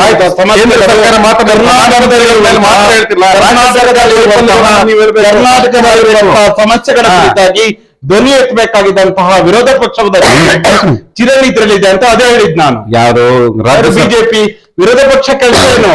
ಆಡಳಿತ ಪಕ್ಷ ವೈಫಲ್ಯಗಳನ್ನ ಹೇಳಬೇಕು. ವೈಫಲ್ಯಗಳನ್ನು ಹೇಳೋದಲ್ಲಿದೆ. ರಾಜ್ಯಾಧ್ಯಕ್ಷರು ಬದಲಾವಣೆ ಯಾವಾಗ, ವಿರೋಧ ಪಕ್ಷ ನಾಯಕರು ಬದಲಾವಣೆ ಯಾವಾಗ? ಬರೀ ಈ ಯೋಚನೆ, ಈ ಗೊಂದಲದಲ್ಲೇ ಇದೆಯಲ್ಲ ಬಿಜೆಪಿ. ಅದಕ್ಕೆ ಆದಂತ ಚೌಕಟ್ಟಿನಲ್ಲಿ ನಮ್ಮ ವಿರೋಧ ಪಕ್ಷವಾಗಿ ನಮ್ಮ ರಾಜ್ಯಾಧ್ಯಕ್ಷರು ಮತ್ತೆ ಸಂಬಂಧಪಟ್ಟ ಇಲ್ಲ ಮತ್ತೆ ಈಗ ಕೆಲಸ ಮಾಡ್ತಾ ಇದ್ದಾರೆ. ಈಗಾಗಲೇ ಎಲ್ಲಾ ಜಿಲ್ಲೆಗಳಿಗೂ ಪ್ರಭಾರಿಗಳನ್ನ ಕೂಡ ನೇಮಕ ಮಾಡಿದ್ದಾರೆ. ಮುಂದಿನ 2028ಕ್ಕೆ ಒಳ್ಳೆ ಚುನಾವಣೆ ನಡೀತದೆ, ಸರ್ಕಾರ ಬರ್ತದೆ. ಭಾರತೀಯ ಜನತಾ ಪಾರ್ಟಿ ಮತ್ತು JDS ನ ಸರ್ಕಾರ ಬರ್ತದೆ ಕರ್ನಾಟಕದಲ್ಲಿ. ಮುಂದೆ ಬರ್ತಿರೋ ಸ್ಥಳೀಯ ಸಂಸ್ಥೆಗಳ ಚುನಾವಣೆಯಲ್ಲಿ ಬಿಜೆಪಿ ಸಂಪೂರ್ಣವಾಗಿ ಆ ಕೊಪ್ಪ ತಾಲೂಕಲ್ಲಿ ಸಂಪೂರ್ಣ ಗೆಲುವು ವಿಶ್ವಾಸ ಇದೆಯಾ? ಸಂಪೂರ್ಣ ಗೆಲ್ತೀವಿ ಅಂತ ಹೇಳ್ಬಿಟ್ರೆ ನಮ್ದದು ಓವರ್ ಕಾನ್ಫಿಡೆನ್ಸ್ ಆಗ್ತದೆ. ಯಾಕಂದ್ರೆ ಯಾವುದೇ ರಾಜಕೀಯ ಪಕ್ಷ ಕೂಡ ನಾವು ಗೆಲ್ಬೇಕು ಅನ್ನೋ ಇದಿರ್ಬೇಕು. ಬಿಟ್ರೆ ಗೆಲ್ತೀವಿ ಅಂದ್ರೆ ನಮ್ಮ ದುರಹಂಕಾರ ಆಗ್ಬಿಡ್ತದೆ ಮತ್ತು ತುಂಬಾ ಒಂದು ಓವರ್ ಕಾನ್ಫಿಡೆನ್ಸ್ ಆಗ್ತದೆ. ಹಾಗಾಗಿ ಪ್ರಯತ್ನ ಮಾಡ್ತೀವಿ. ಯಾವುದೇ ರಾಜಕೀಯ ಪಕ್ಷ ಕೂಡ ಗೆಲ್ಬೇಕು ಅಂತ ಹೋರಾಟ ಮಾಡ್ತೀವಿ. ರಿಸಲ್ಟ್ ಕೊಡುವಂಥದ್ದು ಮತದಾರರ ಕೈಲಿದೆ. ನಾವೇನ್ ಯಾರನ್ನ ಕೈ ಹಿಡಿದು ಹಾಕ್ಸಕ್ ಬರಲ್ಲ. ಅವರು ಒಳ್ಳೆ ತೀರ್ಮಾನ ತಗೊಳ್ತಾರೆ ಮತದಾರರು ಅಂತೇಳಿ ನಮಗೂ ಕೂಡ ವಿಶ್ವಾಸ ಇದೆ. ಓಕೆ, ಅಂದ್ರೆ ಕೊಪ್ಪ ತಾಲೂಕು ಆಗಿರ್ಬೋದು, ಶೃಂಗೇರಿ ಕ್ಷೇತ್ರದ ಮತದಾರರು ಬಿಜೆಪಿಗೆ ಯಾಕೆ ಮತ ಹಾಕ್ಬೇಕು? ಬಿಜೆಪಿ ದೇಶದ ಬಗ್ಗೆ ಚಿಂತೆ ಮಾಡ್ತದೆ. ಬಿಜೆಪಿ ಯಾವ ಅಭಿವೃದ್ಧಿ ಬಗ್ಗೆ ಚಿಂತೆ ಮಾಡ್ತದೆ. ಬಿಜೆಪಿ ಈ ದೇಶದ ರಕ್ಷಣೆ ಬಗ್ಗೆ, ಶಿಕ್ಷಣದ ಬಗ್ಗೆ, ಆರ್ಥಿಕ ಮೂಲಭೂತ ಸೌಕರ್ಯದ ಬಗ್ಗೆ ಚಿಂತನೆ ಮಾಡ್ತದೆ. ಹಾಗಾಗಿ ಬಿಜೆಪಿನ ಜನ ಆಯ್ಕೆ ಮಾಡ್ತಾರೆ. ಓಕೆ, ಎಲ್ಲೋ ಒಂದ್ ಕಡೆ ನಾನು ವೈಯಕ್ತಿಕವಾಗಿ ಕೇಳ್ತೀನಿ ನುಗ್ಗಿ ಜಗದೀಶ್ವರ್ ಬಗ್ಗೆ. ನುಗ್ಗಿ ಜಗದೀಶ್ವರ್ ಬಿಜೆಪಿಯಲ್ಲಿ ಎಲ್ಲೋ ಒಂದು ರೀತಿಯಲ್ಲಿ ಅವಕಾಶಗಳಿಂದ ವಂಚಿತರಾಗ್ತಾ ಇದ್ದಾರಾ ಅಂತ? ಇಲ್ಲಪ್ಪ, ಆತರ ಏನಿಲ್ಲ. ನಾನು ಬೂತ್ ಸಮಿತಿ ಅಧ್ಯಕ್ಷ. ಅರ್ಹತೆ ಇದೆ, ಯೋಗ್ಯತೆ ಇದೆ, ಯೋಗ ಮಾತ್ರ ಕೂಡ ಬರ್ತಾ ಇಲ್ವಾ ಅಂತ. ಇಲ್ಲ, ಆ ತರದ್ದೇನು ಸಮಸ್ಯೆ ಇಲ್ಲ.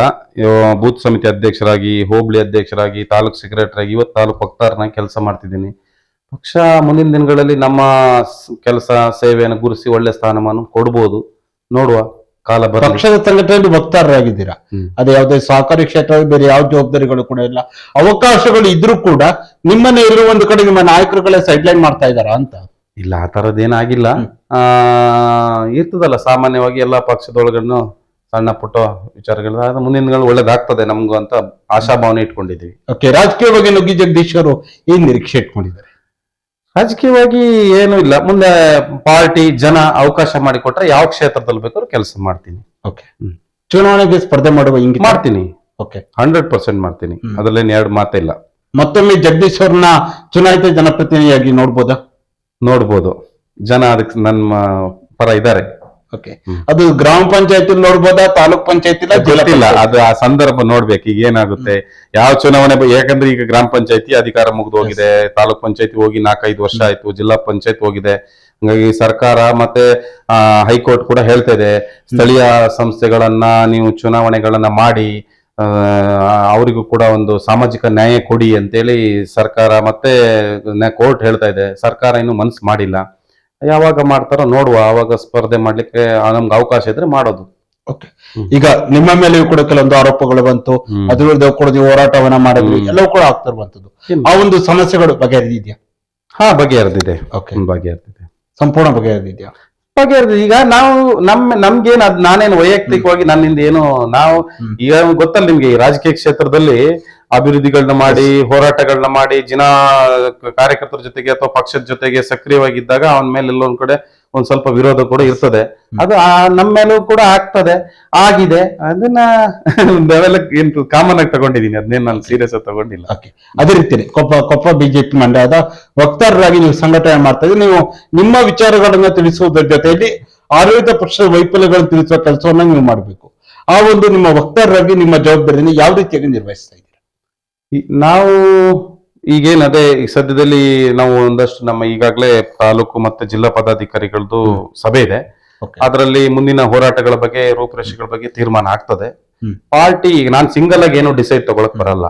ಪಾರ್ಟಿ ಏನ್ ಹೇಳ್ತದೆ, ನಾಯಕರು ಏನ್ ಹೇಳ್ತಾರೆ, ಅಧ್ಯಕ್ಷರು ಏನ್ ಹೇಳ್ತಾರೆ, ಅದ್ರ ಪ್ರಕಾರ ನಾವು ಅವ್ರ ಜೊತೆ ಕೈ ಜೋಡಿಸಿ ಹೋರಾಟ ಮಾಡುವಂತ ಕೆಲಸ ಮಾಡ್ತೀವಿ. ಓಕೆ, ನುಗ್ಗಿ ಜಗದೀಶ್ ಅವರೇ, ಕೊನೆಯದಾಗಿ ಈಗ ನಡೆದಿರುವಂತಹ ಕೆಲವೊಂದು ವಿದ್ಯಮಾನಗಳಾಗಿರ್ಬೋದು, ಹಲವಾರು ಗೊಂದಲಗಳು ಕೂಡ ಸಹಜವಾಗಿ ಪಕ್ಷದಲ್ಲಿ ಇರುವಂತದ್ದು ಎಲ್ಲರಿಗೂ ಕೂಡ ಗೊತ್ತಿರುವಂತ ವಿಚಾರ. ಈ ಎಲ್ಲ ಗೊಂದಲಗಳ ಬಗೆಹರಿದು ಈಗ ಮುಂದಿನ ಚುನಾವಣೆಗೆ ಗೆಲ್ಲಲು ಸಾಧ್ಯ ಇದೆಯಾ? ಗೆಲ್ತಾರೆ. ಓಕೆ, ಒಳ್ಳೆ ಅವಕಾಶ ಇದೆ. 2028 ಅವಕಾಶ ಇದೆಯಾ? ಅವಕಾಶ ಇದೆ. ಗೊಂದಲಗಳು ಬಗೆಹರಿಯುತ್ತೆ, ವಿಶ್ವಾಸ ಇದೆ 100%. ಓಕೆ, ಈ ಸಂದರ್ಭದಲ್ಲಿ ನಿಮ್ಮ ಪಕ್ಷ ಕಾರ್ಯಕರ್ತರ ಮುಖಂಡರಿಗೆ ಏನ್ ಹೇಳಕ್ ಬಯಸ್ತೀರಾ? ಎಲ್ಲರೂ ಒಗ್ಗಟ್ಟಾಗಿ ಹೋಗ್ಬೇಕು. ಎಲ್ರಿಗೂ ಅಧಿಕಾರ ಸಿಗಲ್ಲ. ಪ್ರಮುಖವಾಗಿ ಎಲ್ಲರೂ ಕೂಡ ಅರ್ಥ ಮಾಡ್ಕೊಳ್ಳಿ. ಎಲ್ರಿಗೂ ಅದು ಎಷ್ಟೋ ಜನ ಇವತ್ತು ಕಾಂಗ್ರೆಸ್ಸಿನ ಕಾರ್ಯಕರ್ತರು ಇರ್ಬೋದು, ಅಥವಾ ಬಿಜೆಪಿ ಇರ್ಬೋದು, ಅಥವಾ ಬೇರೆ ಬೇರೆ ಜೆಡಿಎಸ್ ಬೇರೆ ಪಕ್ಷ ಇರ್ಬೋದು, ಒಂದಷ್ಟು ಜನ ವೋಟರ್ಸ್ ಆಗಿ ಇರ್ತಾರೆ. ಒಂದಷ್ಟು ಜನ ಅವರಿಗೆ ಅವಕಾಶ ಬರ್ತದೆ, ಅವರು ಎಲ್ಲ ಒಂದ್ ಕಡೆ ನಾಯಕರುಗಳ ಜೊತೆ ಹೋಗ್ಬಿಡ್ತಾರೆ, ಅವರೆಲ್ಲ ಒಂದ್ ಕಡೆ ಒಂದ್ ಪೊಸಿಷನ್ ಹೋಗ್ಬಿಡ್ತಾರೆ. ಹಂಗಾಗಿ ಒಂದಷ್ಟು ಜನ ಮತದಾರರು ಇದಾರಲ್ಲ, ಆ ಮತದಾರರು ಪಾಪ ಅವ್ರಿಗೆ ಯಾವ ಈ ಬಣ ಇನ್ನೊಂದು ಮತ್ತೊಂದು ಗೊಂದಲ ಏನೂ ಗೊತ್ತಿರಲ್ಲ. ಅವ್ರ ಪಾಪ ಎಲ್ಲ ಇವ್ರು ಒಳ್ಳೇದ್ ಮಾಡ್ತಾರೆ ಅಂತ ಒಂದು ಮತ ಹಾಕ್ತಾರೆ. ಅವರ ಮತ ಹಾಕೋರ್ನ ಹಾಕಿರೋದಕ್ಕೆ ನಾವು ಕೃತಜ್ಞತೆ ಸಲ್ಲಿಸ್ಬೇಕಂತ ಹೇಳಿದ್ರೆ ನಾವು ವ್ಯವಸ್ಥೆ ಒಳಗಿದ್ದಾಗ ಒಳ್ಳೆ ಕೆಲಸಗಳನ್ನ ಮಾಡ್ಬೇಕಷ್ಟೇ, ಅದೊಂದೇ. ಮತ್ತೆ ರಾಜಕಾರಣದಲ್ಲಿ ಇನ್ನೇನ್ ಮಾಡ್ಲಿಕ್ಕೆ ಆಗ್ತದೆ? ಅಭಿವೃದ್ಧಿ ಮಾಡಿದ್ರೆ ನಮ್ಗೆ ಮುಂದೊಂದ್ ದಿವಸ ನಾವು ದಾರಿ ಮೇಲೆ ನಡ್ಕೊಂಡು ಹೋಗ್ತಿದ್ರು ಮಾತಾಡಿಸ್ತಾರೆ, ನಮ್ಗೆ ಅವಕಾಶ ಇದ್ದಾಗ್ಲೂ ಕೆಲಸ ಮಾಡಿಲ್ಲ ಅಂತ ಹೇಳಿದ್ರೆ ಅವ್ನ ಕೈಯಲ್ಲಿ ಆಗ್ದನು ಅಂತ ಹೇಳ್ತಾರೆ ಅಷ್ಟೇ. ನುಗ್ಗಿ ಜಗದೀಶ್ ಅವರು ಮಾಡಿರುವಂತಹ ಕೆಲಸ ಕಾರ್ಯಗಳೇ ಬಹುಶಃ ಎಲ್ಲರೂ ಗುರುತಿಸ್ತಾರೆ ಅಂತ ಅನ್ಸುತ್ತೆ. ನಮ್ಗೆ ವೈಯಕ್ತಿಕವಾಗಿ ತೃಪ್ತಿ ಇದೆ. ಓಕೆ, ದೇವ್ರ ಮೆಚ್ಚಂಗೆ ಪ್ರಾಮಾಣಿಕವಾಗಿ ನಮ್ಮ ಕೈಯಲ್ಲಿ ಏನ್ ಸಾಧ್ಯ, ನಂದು ವೈಯಕ್ತಿಕವಾಗಲ್ದ್ರೆ ಸರ್ಕಾರದ ಅನುದಾನಗಳು ನಿಮ್ಗೆ ಗೊತ್ತು, ತಂದು ಹಾಕ್ಬೇಕಾದ್ರೆ ಸುಮ್ನೆ ಬರಲ್ಲ. ಒಂದಷ್ಟು ಜನ ಅಧಿಕಾರಿಗಳನ್ನ, ಒಂದಷ್ಟು ಜನ ಬೇರೆ ಬೇರೆ ಚುನಾಯಿತ ಪತಿಗಳನ್ನೆಲ್ಲ ಕೈಕಾಲು ಹಿಡ್ದೇ ತಗೊಂಡ್ ಬರ್ಬೇಕು, ದಿನ ಬೆಳಿಗ್ಗೆ ಅದ್ರ ಜೊತೆಗೆ ಓಡಾಡ್ಬೇಕು, ಒಂದಷ್ಟು ಹೋರಾಟಗಳನ್ನ ಮಾಡ್ಬೇಕು, ಲೆಟರ್ ಕರೆಸ್ಪಾಂಡಿಂಗ್ಸ್ ಮಾಡ್ಬೇಕು, ಆಮೇಲೆ ಅದನ್ನ ಲೆಟರ್ ಮಾಡಿದ್ರು ಸ್ಯಾಂಕ್ಷನ್ ಆಗಲ್ಲ, ಮತ್ತೆ ಫಾಲೋ ಅಪ್ ಮಾಡ್ಬೇಕು. ಮಾಡಿದಾಗ ಮಾತ್ರ ಸರ್ಕಾರದ ಕೆಲಸಗಳನ್ನ ಮಾಡಿ ಎಲ್ಲೋ ಒಂದ್ ಕಡೆ ನಾವು ವ್ಯವಸ್ಥೆ ಒಳಗೆ ಇದ್ದಾಗ ನಾವು ಏನಾರು ಮಾಡಿದೀವಿ ಅಂತ ಒಂದು, ಈಗ ನಮ್ ಮುಖ್ಯಮಂತ್ರಿಗಳ ಮೊನ್ನೆ ಹೇಳ್ತಾ ಇದ್ರು, ಸಾಕ್ಷಿ ಗುಡ್ಡೆ ಬಿಟ್ಟು ಹೋಗ್ತೀನಿ ನಾನು, ಬಿಟ್ಟು ಹೋಗ್ಬೇಕು ಅಂತ. ಹಂಗ ಆ ಸಾಕ್ಷಿ ಗುಡ್ಡೆಗಳನ್ನ ಬಿಡ್ಬೇಕು, ಏನಾರು ನಾವು ನಮ್ಗೆ ಅವಕಾಶ ಇದ್ದಾಗ ಅಂದ್ರೆ ಕೆಲಸ ಮಾಡ್ಬೇಕು ಅಷ್ಟೇ, ಬೇರೆ ಇನ್ನೇನು ಮಾಡ್ಲಿಕ್ಕಾಗಲ್ಲ. ನುಗ್ಗಿ ಜಗದೀಶ್ ಅವರೇ. ಇದುವರೆಗೂ ಈ ಒಂದು ಸಂದರ್ಶನ ಭಾಗವಹಿಸಿ ಪ್ರಧಾನಿ ನರೇಂದ್ರ ಮೋದಿ ಅವರು 12 ವರ್ಷಗಳನ್ನ ಪೂರೈಸಿದ ವಿಚಾರ ಆಗಿರ್ಬೋದು, ನಂತರದಲ್ಲಿ ಏನು ಶೃಂಗೇರಿ ಕ್ಷೇತ್ರದಲ್ಲಿ ಉಂಟಾದಂತಹ ಗೊಂದಲಗಳಾಗಿರ್ಬೋದು, ಹಾಗೆ ಪಕ್ಷ ಸಂಘಟನೆ ಮುಂದೆ ಬಂದಿರೋ ಸ್ಥಳೀಯ ಸಂಸ್ಥೆಗಳ ಚುನಾವಣೆ ಎಲ್ಲ ವಿಚಾರಗಳ ಕುರಿತಾಗಿ ಸುದೀರ್ಘವಾದ ಚರ್ಚೆಯಲ್ಲಿ ಭಾಗವಹಿಸಿದ್ದಕ್ಕಾಗಿ ನಮ್ಮ ಸೇರಿ ಸಮಾಚಾರ ತಂಡದ ವತಿಯಿಂದ ನಿಮಗೆ ಹೃತ್ಪೂರ್ವಕ ಧನ್ಯವಾದಗಳು. ನೋಡಿರುವ ವೀಕ್ಷಕರೇ, ಇದು ಕೊಪ್ಪ ಬಿಜೆಪಿ ಮಂಡಲದ ವಕ್ತಾರರಾಗಿರುವಂತಹ ಶ್ರೀಯುತ ನುಗ್ಗಿ ಜಗದೀಶ್ ಅವರ ಜೊತೆಗಿನ ವಿಶೇಷ ಸಂದರ್ಶನ. ನಮಸ್ಕಾರ.